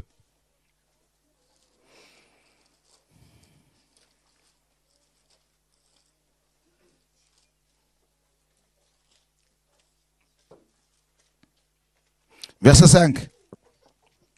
Souviens-toi donc de où tu es tombé, repens-toi et pratique tes premières œuvres, sinon je viendrai à toi, je t'aurai ton chandelier de la place, à moins que tu ne te repens. Amen. Vous avez vu ici la troisième étape dans le blasphème contre l'esprit. D'accord? L'esprit qui est ici, là, qui était éteint. Le chandelier était encore là. Donc on pouvait toujours rallumer l'esprit avec une huile fraîche. D'accord? Mais étant donné que la personne persévère dans le péché, eh bien l'esprit va être ôté. Et si l'esprit est ôté, mes amis, la personne perd le salut. Alors on vous a fait croire qu'on ne peut pas perdre le salut, n'est-ce pas? Ah ben, mes amis, laissez-moi vous dire qu'on peut perdre le salut, parce que la parole, sinon la parole ne parlerait pas de l'apostasie, de l'abandon de la foi. Si quelqu'un abandonne la foi, c'est qu'il a eu cette foi-là. C'est que cette personne était sauvée, n'est-ce pas? Donc voilà, il faut vraiment faire attention, frère. Même Paul disait qu'il craignait d'être désapprouvé après avoir prêché aux autres. Même le grand apôtre avait cette peur-là. Voyez? Oh oui. Regardez, frères et sœurs, nous sommes... et là, l'esprit est ôté. Quand l'esprit est ôté, vous savez ce qui se passe? 2 Thessaloniciens chapitre 2. Voyez? Vous connaissez l'histoire de Saül. Saül, le roi d'Israël, avait le Saint-Esprit, n'est-ce pas? Et quand Dieu a enlevé son esprit, qu'est-ce qui s'est passé? L'esprit d'égarement, venant de l'Éternel, l'a rempli. Et comment il est mort? Il est mort, on lui a coupé la tête. Et où est-ce qu'on avait mis sa tête? Dans le temple de Dagon. Vous vous rendez compte? Dans le temple de Dagon. Dagon, c'est le dieu poisson. La sirène des eaux. Ah oui, c'est pour vous montrer que Saül est en enfer. Voilà. Il n'y a plus rien à faire. Vous avez vu, frères et sœurs?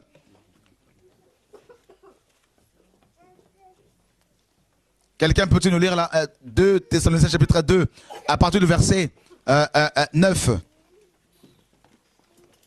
L'apparition de Jésus se fera par la puissance de Satan avec toutes sortes de miracles, de signes et de prodiges mensongers, et avec toutes les séductions de l'iniquité pour ceux qui périssent, parce qu'ils n'ont pas reçu l'amour de la vérité pour être sauvés.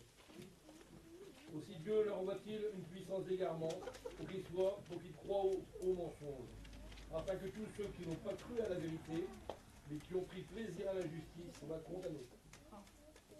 Alléluia. Waouh. Waouh.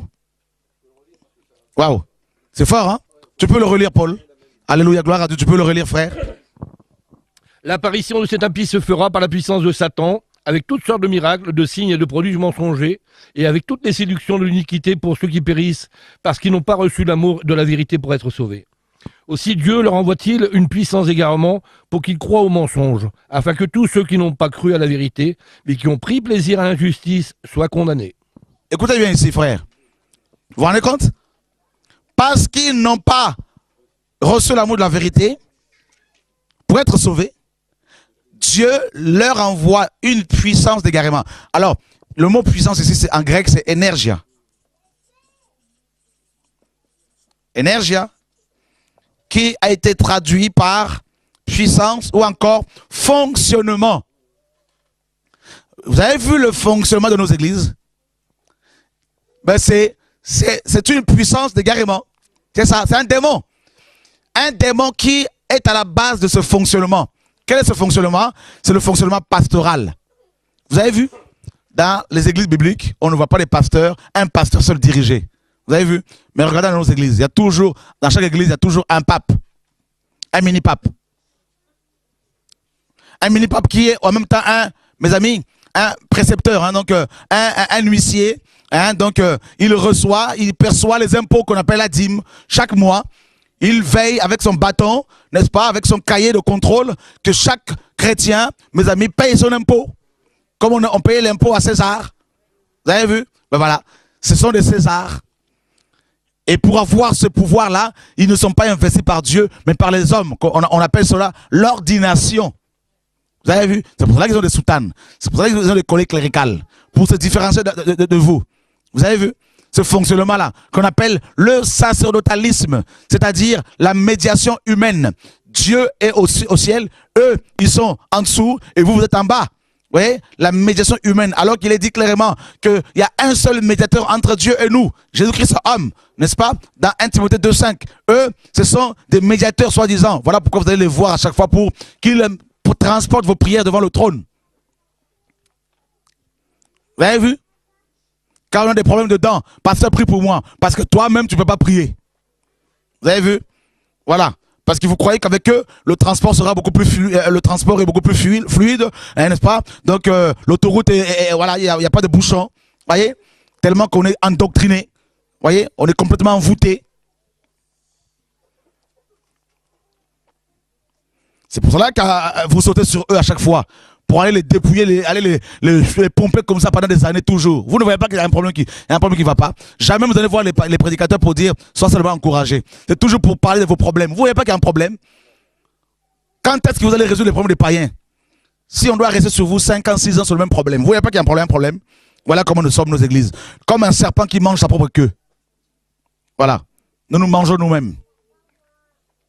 Nous mangeons nos prophètes. Vous avez vu? C'est terrible, hein? C'est grave. Que Dieu nous aide. Nous devons nous repentir. Vous avez vu? Donc, Dieu leur envoie un fonctionnement démoniaque. Et ce fonctionnement-là, premièrement, c'est la fonction pastorale. Le pasteur qui gère tout. Vous avez vu? Qui gère tout. C'est lui qui marie, c'est lui qui fait les baptêmes, c'est lui qui prêche, c'est lui qui, n'est-ce pas, a le dernier mot. Vous voyez ce fonctionnement-là? C'est lui à qui on rend des comptes. Vous voyez? Si ce n'est pas ce fonctionnement pastoral, il y a aussi un autre fonctionnement. Un collège d'anciens qui travaille comme une oligarchie. Vous avez vu? Un corps à part. Vous voyez, à part. Qui prend des décisions pour vous les imposer. Vous avez vu? Voilà, un fonctionnement démoniaque. Un fonctionnement qui vous impose une chorale. Et vous ne recevez jamais des chants de la part du Seigneur. C'est la chorale qui doit chanter pour vous. Voilà pourquoi ils sont devenus orgueilleux, ces chantres. Vous avez vu? On les acclame, ouh, pour les Africains, ouh, tout ça là, les idolâtres. On va leur donner de l'argent pendant qu'ils chantent sur les estrades. Vous avez vu? Des vrais idolâtres. Terrible. Ce fonctionnement-là, babylonien, démoniaque. Ce fonctionnement qui veut que si tu rates un dimanche, on doit te chercher avec une torche spirituelle pour savoir où tu es. Tu es égaré.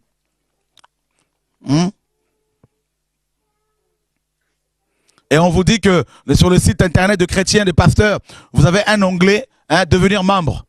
Alors que vous êtes déjà membre du corps de Christ. Paul dit dans 1 Corinthiens 6, 15, ne savez-vous pas que vos corps sont des membres de Christ? Prendrais-je ces membres pour en faire les membres d'une prostituée? Eh bien voilà, on veut vous détacher du corps de Christ pour faire de vous des membres des visions pastorales, des entreprises privées. Vous avez vu, frères et sœurs? Voilà pourquoi il y a les cartes de membres. Vous devez remplir les conditions. Accepter la vision du pasteur. Je confesse qu'il y a un seul Dieu, mais en même temps il y en a 3. Dieu le Père, Dieu le Fils et Dieu le Saint-Esprit. Ils ne sont pas 3 mais ils sont 1. Vous mentez à qui? Vous mentez à qui? Vous dites bien Dieu le Père, Dieu le Fils, Dieu le Saint-Esprit. Ça fait 3 dieux. Et vous, en même temps, vous dites qu'ils ne sont pas 3. Mais vous vous moquez de qui là? Vous ne voyez pas que vous êtes lobotomisé? Vous ne voyez pas que c'est une doctrine des démons? Pourtant, les Écritures disent qu'il y a un seul Dieu. Lui-même, Dieu dit qu'il y a un seul Dieu. Vous dites qu'il y en a 3. Vous ne voyez pas qu'il y a un problème? Voyez? Un fonctionnement démoniaque, frères et sœurs. Oh, cette génération va trop. Il y a beaucoup. Cette génération voit plus des gens en enfer que les autres générations, toutes les autres générations réunies. Oh frère, que Dieu nous sauve. Je ne sais pas si tu te sens blessé, mais en tout cas, excuse-moi, mais je dois parler. Hein? Voilà. Ça va pour tout le monde? Que Dieu soit béni. De toute façon, j'ai atteint le point de non-retour. Je ne peux plus faire marche arrière. Parce qu'on va me tuer, on va me lapider par les hommes. C'est fini. Hein? Tant que je serai dans l'aventure du Seigneur, je serai protégé. Comme j'ai mon train, là, je suis juste venu pour crier. Alléluia. Vous savez pourquoi je suis venu ici à Mons? Parce que je sais qu'ici, il y a des gens qui craignent Dieu, c'est tout. Sinon, je ne vais plus dans les assemblées, je ne vais plus. Je ne vais plus. Voyez? Je ne vais plus parce que je sais que mon frère Jeff, tout ça là, aime le Seigneur, craint Dieu. Tout ça, mais sinon, là, frère, je ne vais pas faire de l'apologie des églises. C'est fini tout ça là, ça c'est du passé. C'est fini. Les gens ils m'invitaient pour aller remplir leur bâtiment et derrière, ils étaient en train de régner comme des chefs. Mes amis, ils ouvrent des sites internet, ils mettent leur vision, tout ça là.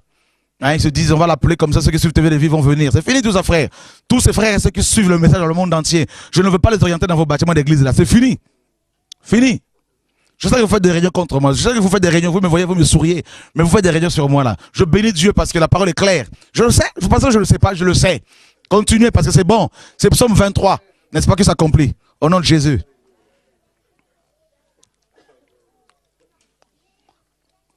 Alléluia. 1 Samuel 16.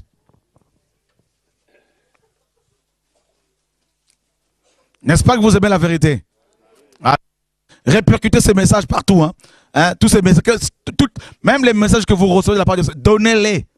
Allez sur YouTube, faites des vidéos, parlez. Faites des messages audio, parlez. 1 Samuel 16, 14.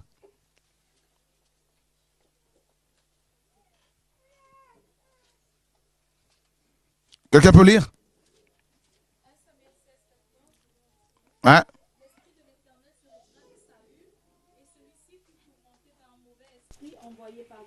Ah, l'Esprit de Dieu se retira de Saül. Alors les religieux d'aujourd'hui disent, non, ça c'était avant, sous la loi. L'Esprit ne peut plus être retiré de quelqu'un. Voilà une fausse doctrine qui vient de l'enfer. N'est-ce pas? Sauvé une fois, sauvé pour toujours. Une doctrine qui vient de Calvin. N'est-ce pas?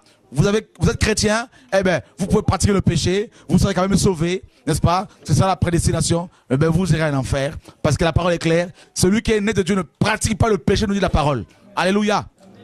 Voyez, frère? Et Dieu, Jésus dit dans Apocalypse 2, il dit à l'église d'Éphèse, si tu ne te repens pas, je veux ôter ton chandelier de sa place. D'accord? Le Saint-Esprit. Et là, eh bien, 2 Thessaloniciens 2 nous dit, quand l'esprit est ôté, est enlevé, l'esprit de vérité, mes amis, eh bien, l'esprit d'égarement vient prendre place. Et là, il n'y a plus rien à faire. Quoi que vous fassiez pour ce pasteur, pour cet apôtre, pour ce prophète, pour ce chrétien, pour ce diacre, c'est fini. C'est fini, il n'est plus, il est fini, il a blasphémé. Alors quand on a atteint la troisième étape, quand on arrive là, c'est fini. Il n'y a plus de retour. Quand tu es à la deuxième étape, lorsque l'esprit est atteint, on peut encore le rallumer. Le ranimer. Mais si vous dépassez cette étape-là, pour arriver à la troisième étape, où l'esprit est ôté, il n'y a plus rien à faire. Là, ce sont les démons qui viennent. Un fonctionnement démoniaque. Tu restes prophète, tu restes apôtre, tu restes pasteur, mais ton onction est remplacée par une autre onction. Et c'est la puissance de Satan. Et là, tu vas commencer à opérer des miracles mensongers. C'est pour cela qu'il faut comprendre qu'on ne reconnaît pas un arbre par les dons, par l'onction, mais à ses fruits. L'amour, la crainte de Dieu, la sanctification, la justice, la paix, la joie, et non par l'onction. Beaucoup de chrétiens se font avoir parce que ces pasteurs à qui Dieu a, n'est-ce pas, qui ont blasphémé, n'est-ce pas, dont des pasteurs qui n'ont plus l'esprit, et qui ont reçu l'esprit d'égarement, ils continuent quand même à faire des miracles mensongers, et beaucoup de pasteurs, beaucoup de chrétiens continuent quand même à leur accorder du crédit. Alors qu'ils ne prêchent plus la croix, la sanctification, le retour de Jésus. Ils prêchent la prospérité, ils font l'apologie de leur ministère et ils produisent également, il y a une forme d'onction qui est sur eux. Ce sont des démons. Comme Simon le magicien. Vous voyez frère, c'est terrible. Comme les magiciens de Pharaon qui pouvaient reproduire certains miracles que Moïse faisait. Des miracles mensongers pour vous tromper. Maintenant, combien de temps doit-il couler, n'est-ce pas, entre la deuxième étape et la troisième? Dieu seul le sait. Et là, quand on arrive là, l'esprit est ôté, c'est fini. Voilà pourquoi, chrétiens, beaucoup de pasteurs qui sont tombés ne sont plus à l'écoute de la vérité. Quoi que vous fassiez pour eux, ils n'écoutent plus. Vous ne vous êtes jamais posé la question, ne vous êtes-vous jamais posé la question, pourquoi vos pasteurs d'hier continuent à s'enfoncer dans le mal? Eh bien parce qu'ils n'ont plus l'esprit, parce qu'ils ont blasphémé. Et Paul dit ceci dans 1 Timothée. Regardez bien.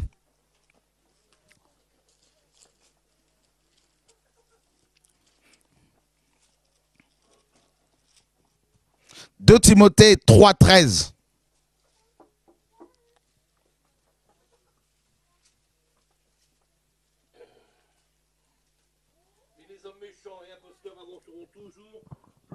plus dans le mal, égarant les autres et égarés eux-mêmes. Mais les hommes imposteurs et méchants, un imposteur, c'est qui?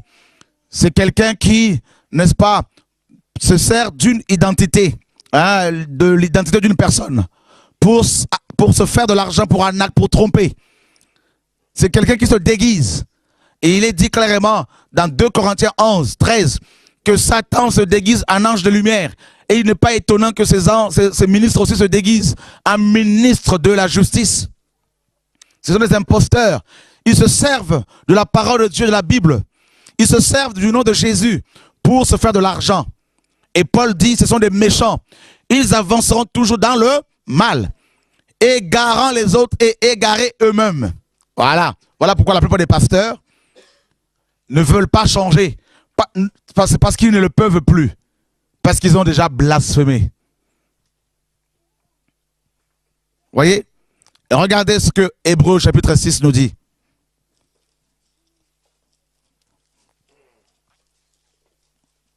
Chapitre 6, verset 4 à 7. Car il est impossible que ceux qui ont été une fois éclairés, qui ont goûté le don céleste, qui ont eu part au Saint-Esprit, qui ont goûté la bonne parole de Dieu et les puissances du siècle à venir, et qui sont tombés, soient encore renouvelés et amenés à leur repentance, puisqu'ils le crucifient pour leur part, le Fils de Dieu, et l'exposent à l'ignominie. Lorsqu'une terre abreuvée par la pluie qui tombe souvent sur elle produit une herbe utile à ceux pour qui elle est cultivée, elle participe à la bénédiction de Dieu. Mais si elle produit des épines et des charbons, elle est réprouvée et près d'être dite, et on finit par y mettre le feu. Vous avez vu? L'auteur dit, il est impossible. C'est pas moi qui le dis, hein. Il est impossible. Impossible. Impossible. Vous voyez? Je répète encore, il est impossible que ceux qui ont été une fois éclairés, or la plupart de nos pasteurs ont été éclairés une fois. Quand on est éclairé, on se convertit comme nous autres. D'accord? Le voile a été ôté lors de notre conversion et on se tournait vers le Seigneur. On a été éclairé sur notre état, sur la réalité du monde spirituel. On a été éclairé. Donc, il est dit ici qu'il est impossible à ceux qui ont été éclairés, premièrement. Deuxièmement, qui ont goûté le don céleste. C'est qui le don céleste? C'est le Saint-Esprit.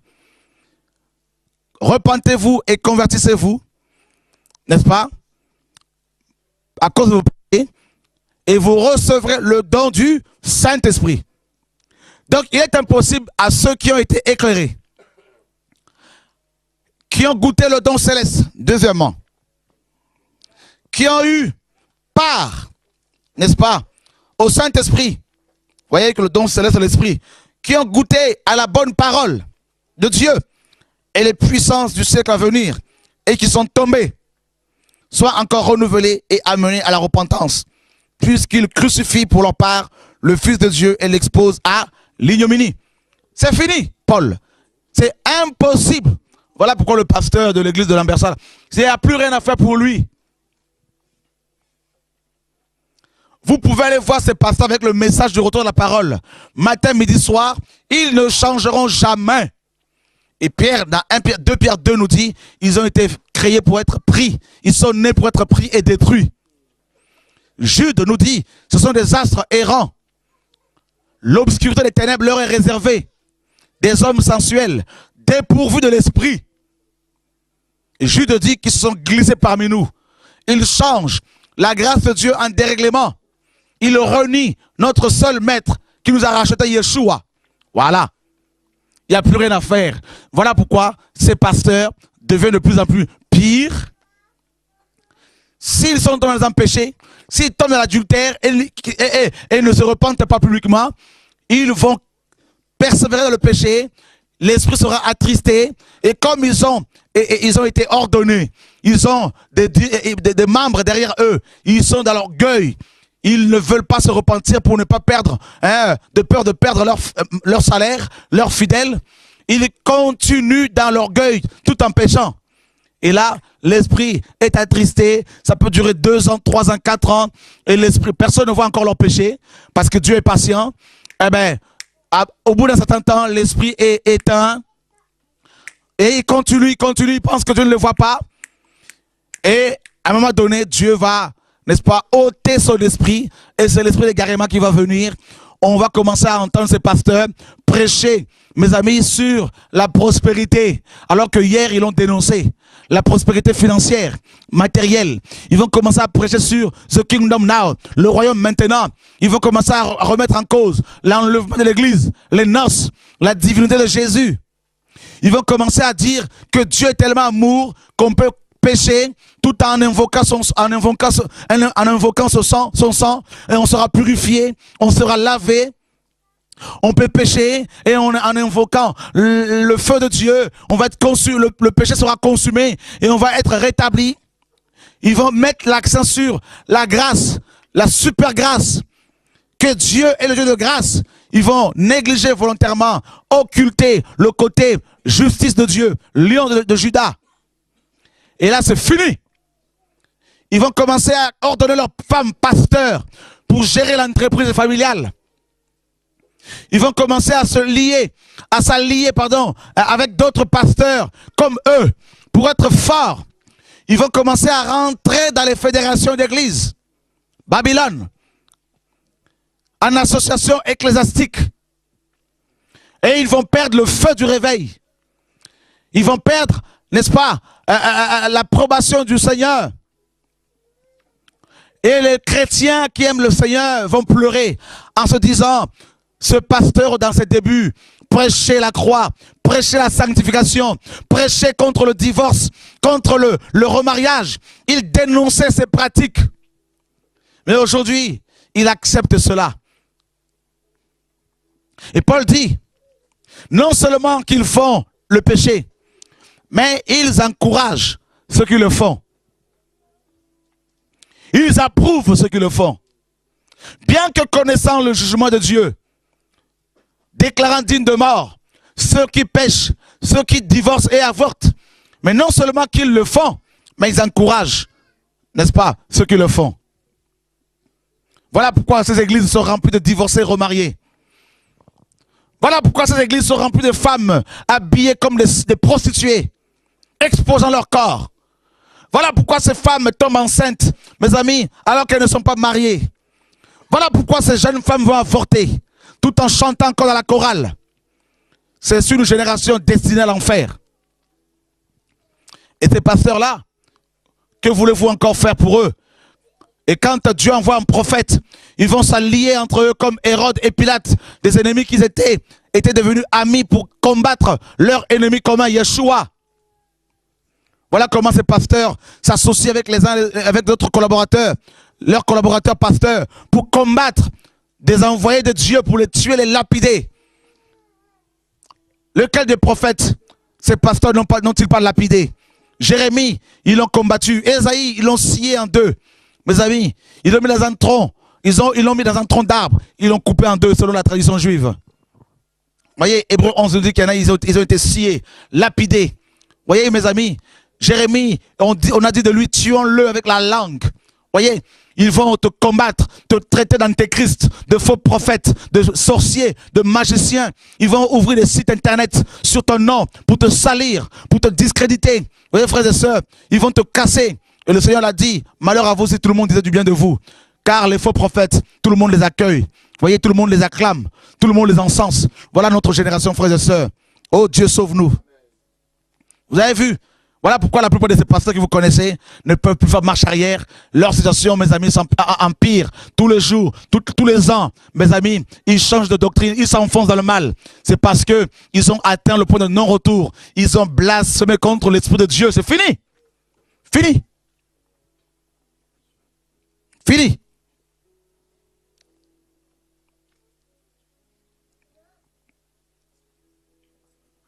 Et des chrétiens qui fréquentent ces assemblées, une fois morts, ils pleurent, ils se retrouvent en enfer. Ils disent, Seigneur, pardonne-moi, donne-moi l'occasion. Il y en a, ils disent, Seigneur, donne-nous l'occasion de repartir sur terre, afin de dire à nos pasteurs, de prêcher la vérité. Oh Seigneur, si je savais, si mon pasteur pouvait, s'il m'avait prêché la vérité, je ne serais pas, je ne viendrais pas ici. Et Dieu leur dit à chaque fois, vous aviez ma parole entre vos mains. Vous aviez, n'est-ce pas, plus de 100 versions de la Bible. Contrairement aux chrétiens de l'église primitive, qui n'avaient qu'une seule version.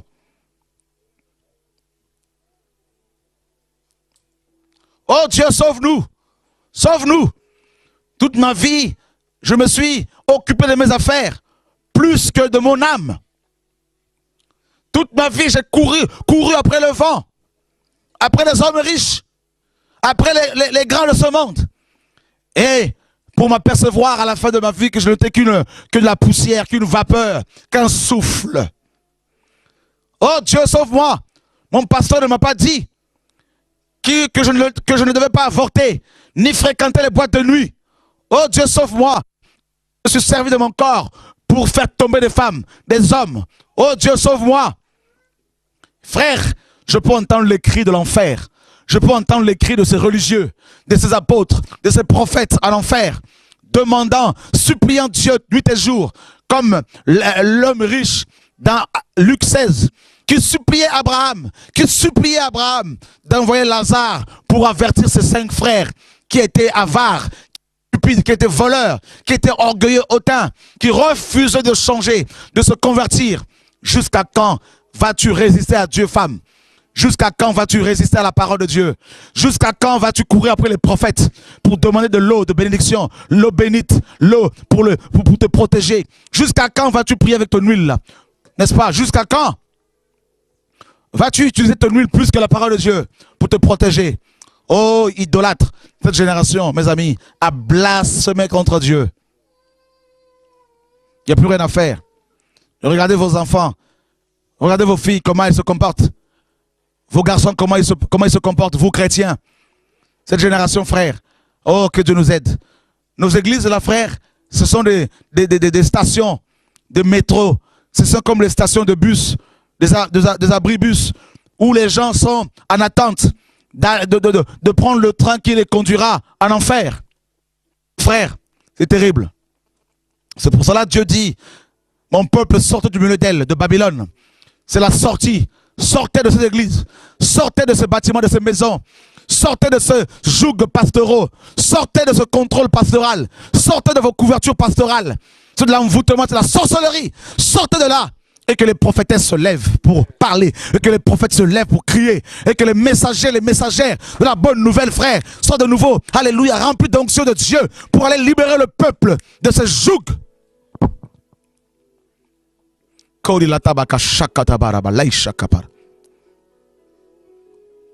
Oh Dieu, sauve-nous.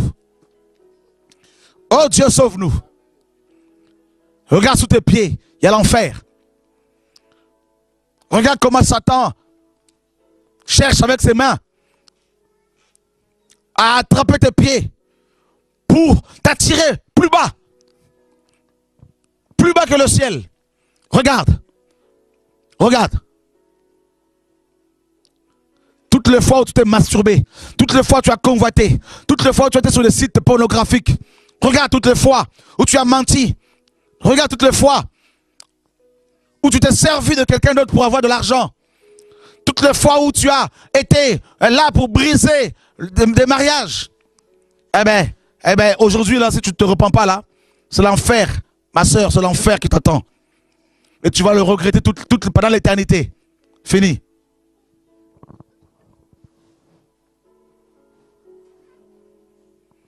Dieu sauve-nous. Dieu sauve-nous. Dieu sauve-nous. Pleurez pour vos familles. Pleurez pour vos enfants. Pleurez pour vos parents qui ne veulent pas changer. Pleurez pour ces pasteurs. Car certains seront éclairés parce qu'ils sont de l'ignorance. Et ils cherchent Dieu réellement. Pleurez pour cette génération, frère. Pleurez pour vos bouts de choux qui vont se retrouver en enfer en train de brûler pendant l'éternité. Gémissez, gémissons, pleurons, crions à Dieu. L'heure est grave. L'heure est grave, chrétien. Plus ça va, plus Dieu me dit de crier parce qu'il revient. Yeshua en tant que lumière ne peut que revenir parce que les ténèbres ont envahi les nations. Et il ne pouvait pas le faire avant. Parce que la lumière prend toute sa signification, devient significative au sein des ténèbres. Voilà pourquoi à cause de cette apostasie, mes amis, de ces ténèbres qui couvrent les nations, ces lois anti-bibliques, anti-Christ qui sont votées pour autoriser l'IVG, les avortements, des mariages homosexuels, eh bien, c'est les ténèbres qui recouvrent nos pays, nos nations, nos villes.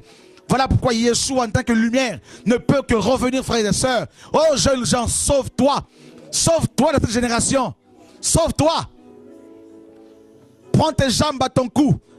Sors de Babylone. Quelle que soit la pression de l'ennemi, ne te laisse plus vaincre par le péché. Refuse la compromission. Refuse les amitiés des hommes. Accepte la solitude. Accepte qu'on te lapide. Accepte qu'on te traite de secte. Accepte le rejet. Accepte la mort. Accepte cela pour gagner la vie. La vie éternelle. La vie éternelle. Accepte cela. Moi et ma maison, comme disait Josué, nous servirons l'Éternel. Moi et ma maison. Oh oui, je lutte, je prie pour sauver mes enfants. Comme Noé l'a fait hier. Oh Dieu, nous ne cherchons plus les titres. Oh, quel est mon ministère? On n'est plus là, frère. On n'a plus ce temps. Courez, courez, courez, courez, courez. S'il vous plaît, courez, frère, courez.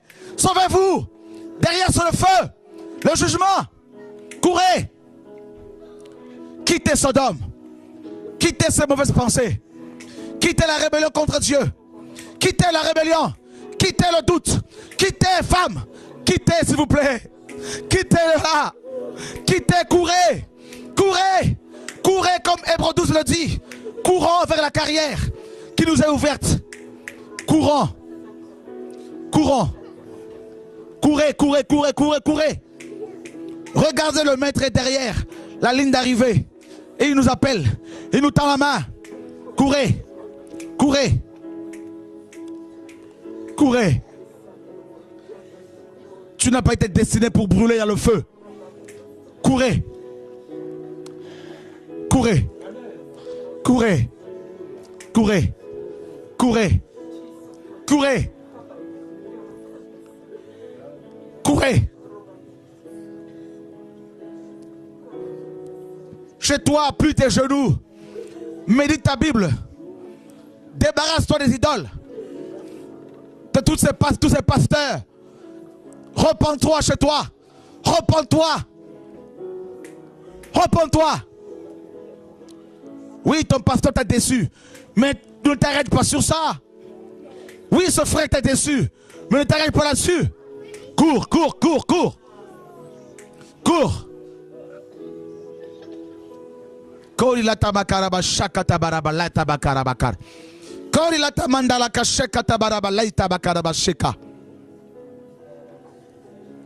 Choisis tes amis. Choisis tes amis. Choisis. Dieu te dit tes amis. La mauvaise compagnie corrompt les bonnes mœurs. Tu as la liberté de choisir. Tu as le pouvoir de choisir avec qui parler, avec qui négocier, avec qui prier, avec qui méditer. C'est ton choix, c'est ta liberté.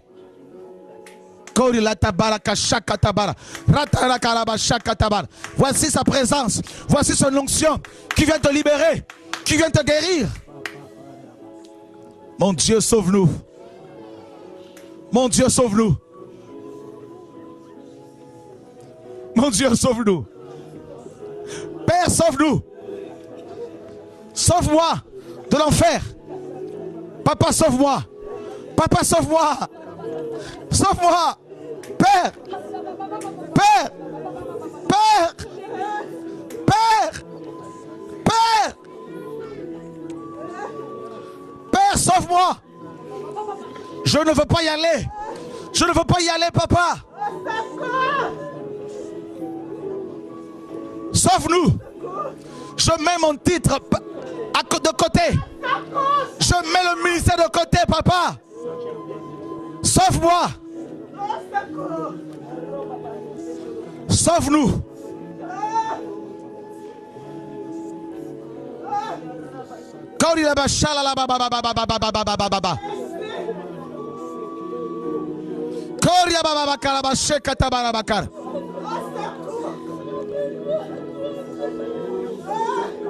Viens à notre secours. Viens à notre secours. Père. Père. Père. Père.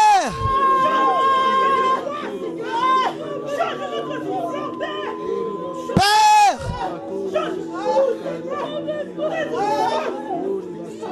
Criez. Sortez.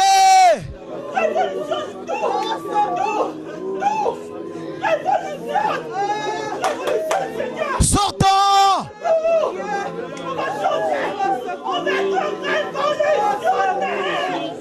Sortez. Sortez.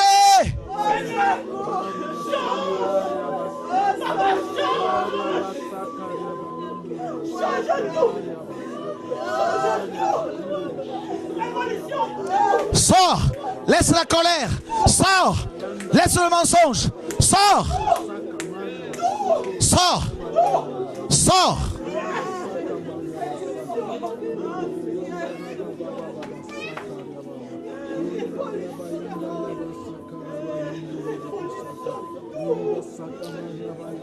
Les choses doivent changer. Ça doit changer. Ça doit changer. Les choses doivent changer. Ça doit changer.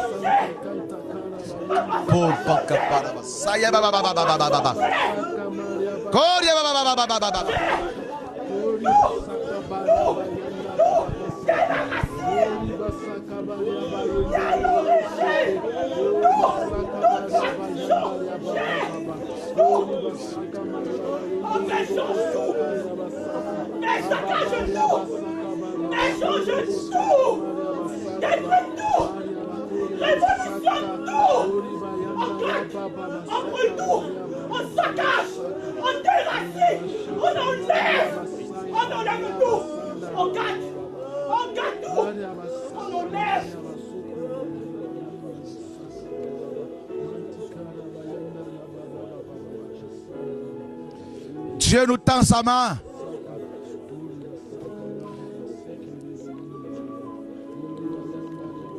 Ma fille, tu parleras de ma part, te dit le Seigneur.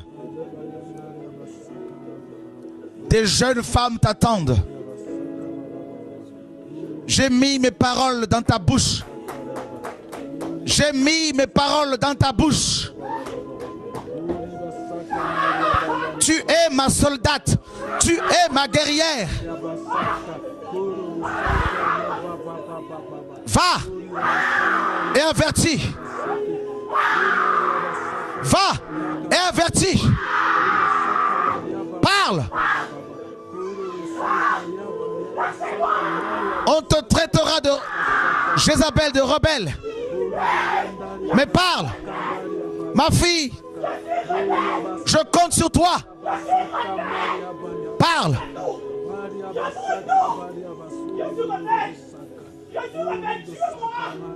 Je suis rebelle. Oui. Merveilleux Père. Oh Dieu. C'est moi. Je brûle. Je brûle. Je brûle tout. Je brûle. Haïti. Je brûle. Haïti. Qui va m'arrêter? Oh Père. Je brûle.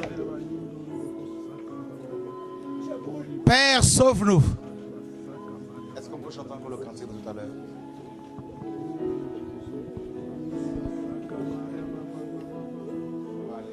Jésus est Dieu. Jésus est Dieu.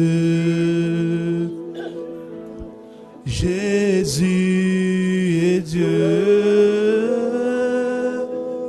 Jésus est Dieu.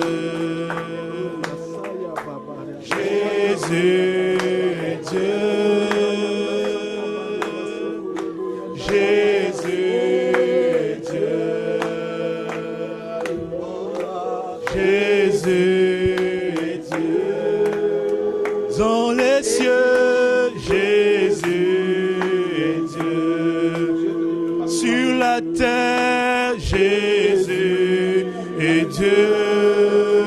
Jésus est Dieu. Jésus est Dieu. Il est Dieu. Jésus est Dieu. Chantons encore. Jésus est Dieu. Jésus est Dieu. Jésus est Dieu. Il est Dieu. Jésus est Dieu. Jésus, il a vaincu la mort. Jésus est Dieu. Jésus, Jésus est Dieu. Jésus est Dieu.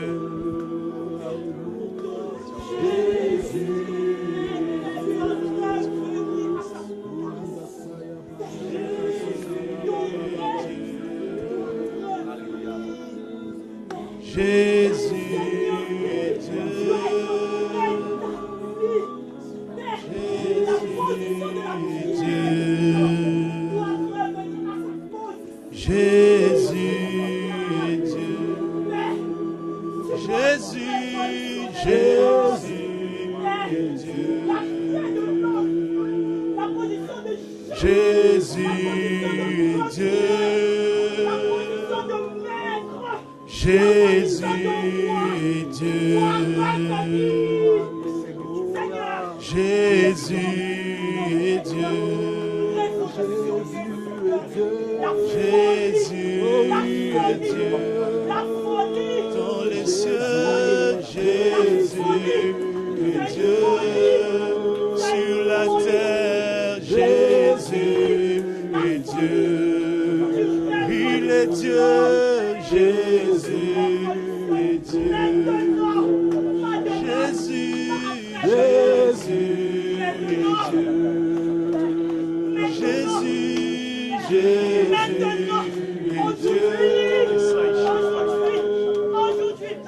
Jésus est Dieu. Aujourd'hui, maintenant, Jésus est Dieu. Aujourd'hui, tu viens changer nos manières, nos habitudes, nos comportements, nos façons d'être, la foi. Jésus est Dieu. Doit être Jésus est Dieu. Jésus, tu dois faire des vrais guerriers. Jésus est Dieu. Il a vaincu la mort. Jésus est Dieu. Il fait des miracles. Jésus est Dieu. On dit oui à l'évangile de Paul. Jésus. On dit oui. On dit oui à l'évangile de Paul. Jésus est Dieu. On dit oui. Jésus est Dieu. Dans la racine. Jésus est Dieu. On ne joue pas. Jésus. On n'est pas des amis. On n'est pas des potes. On n'est pas des camarades de classe. On est là pour Christ. Oui. Jésus. On est là pour marcher dans la parole. Oui. Jésus. On est là pour marcher dans l'évangile pur. Celui qui n'avait pas foutu, on laisse. Ou c'est la parole, ou alors on casse tout. On saccage tout.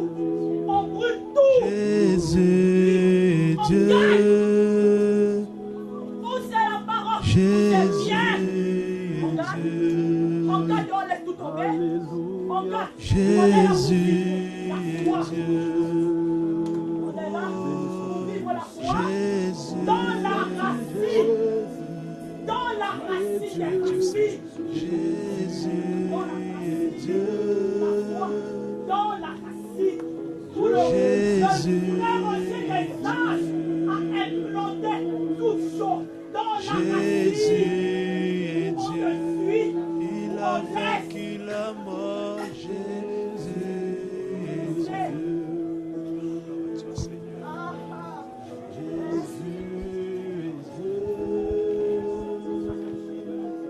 Jésus est Dieu. Jésus est Dieu. Jésus est Dieu. Jésus est Dieu. Jésus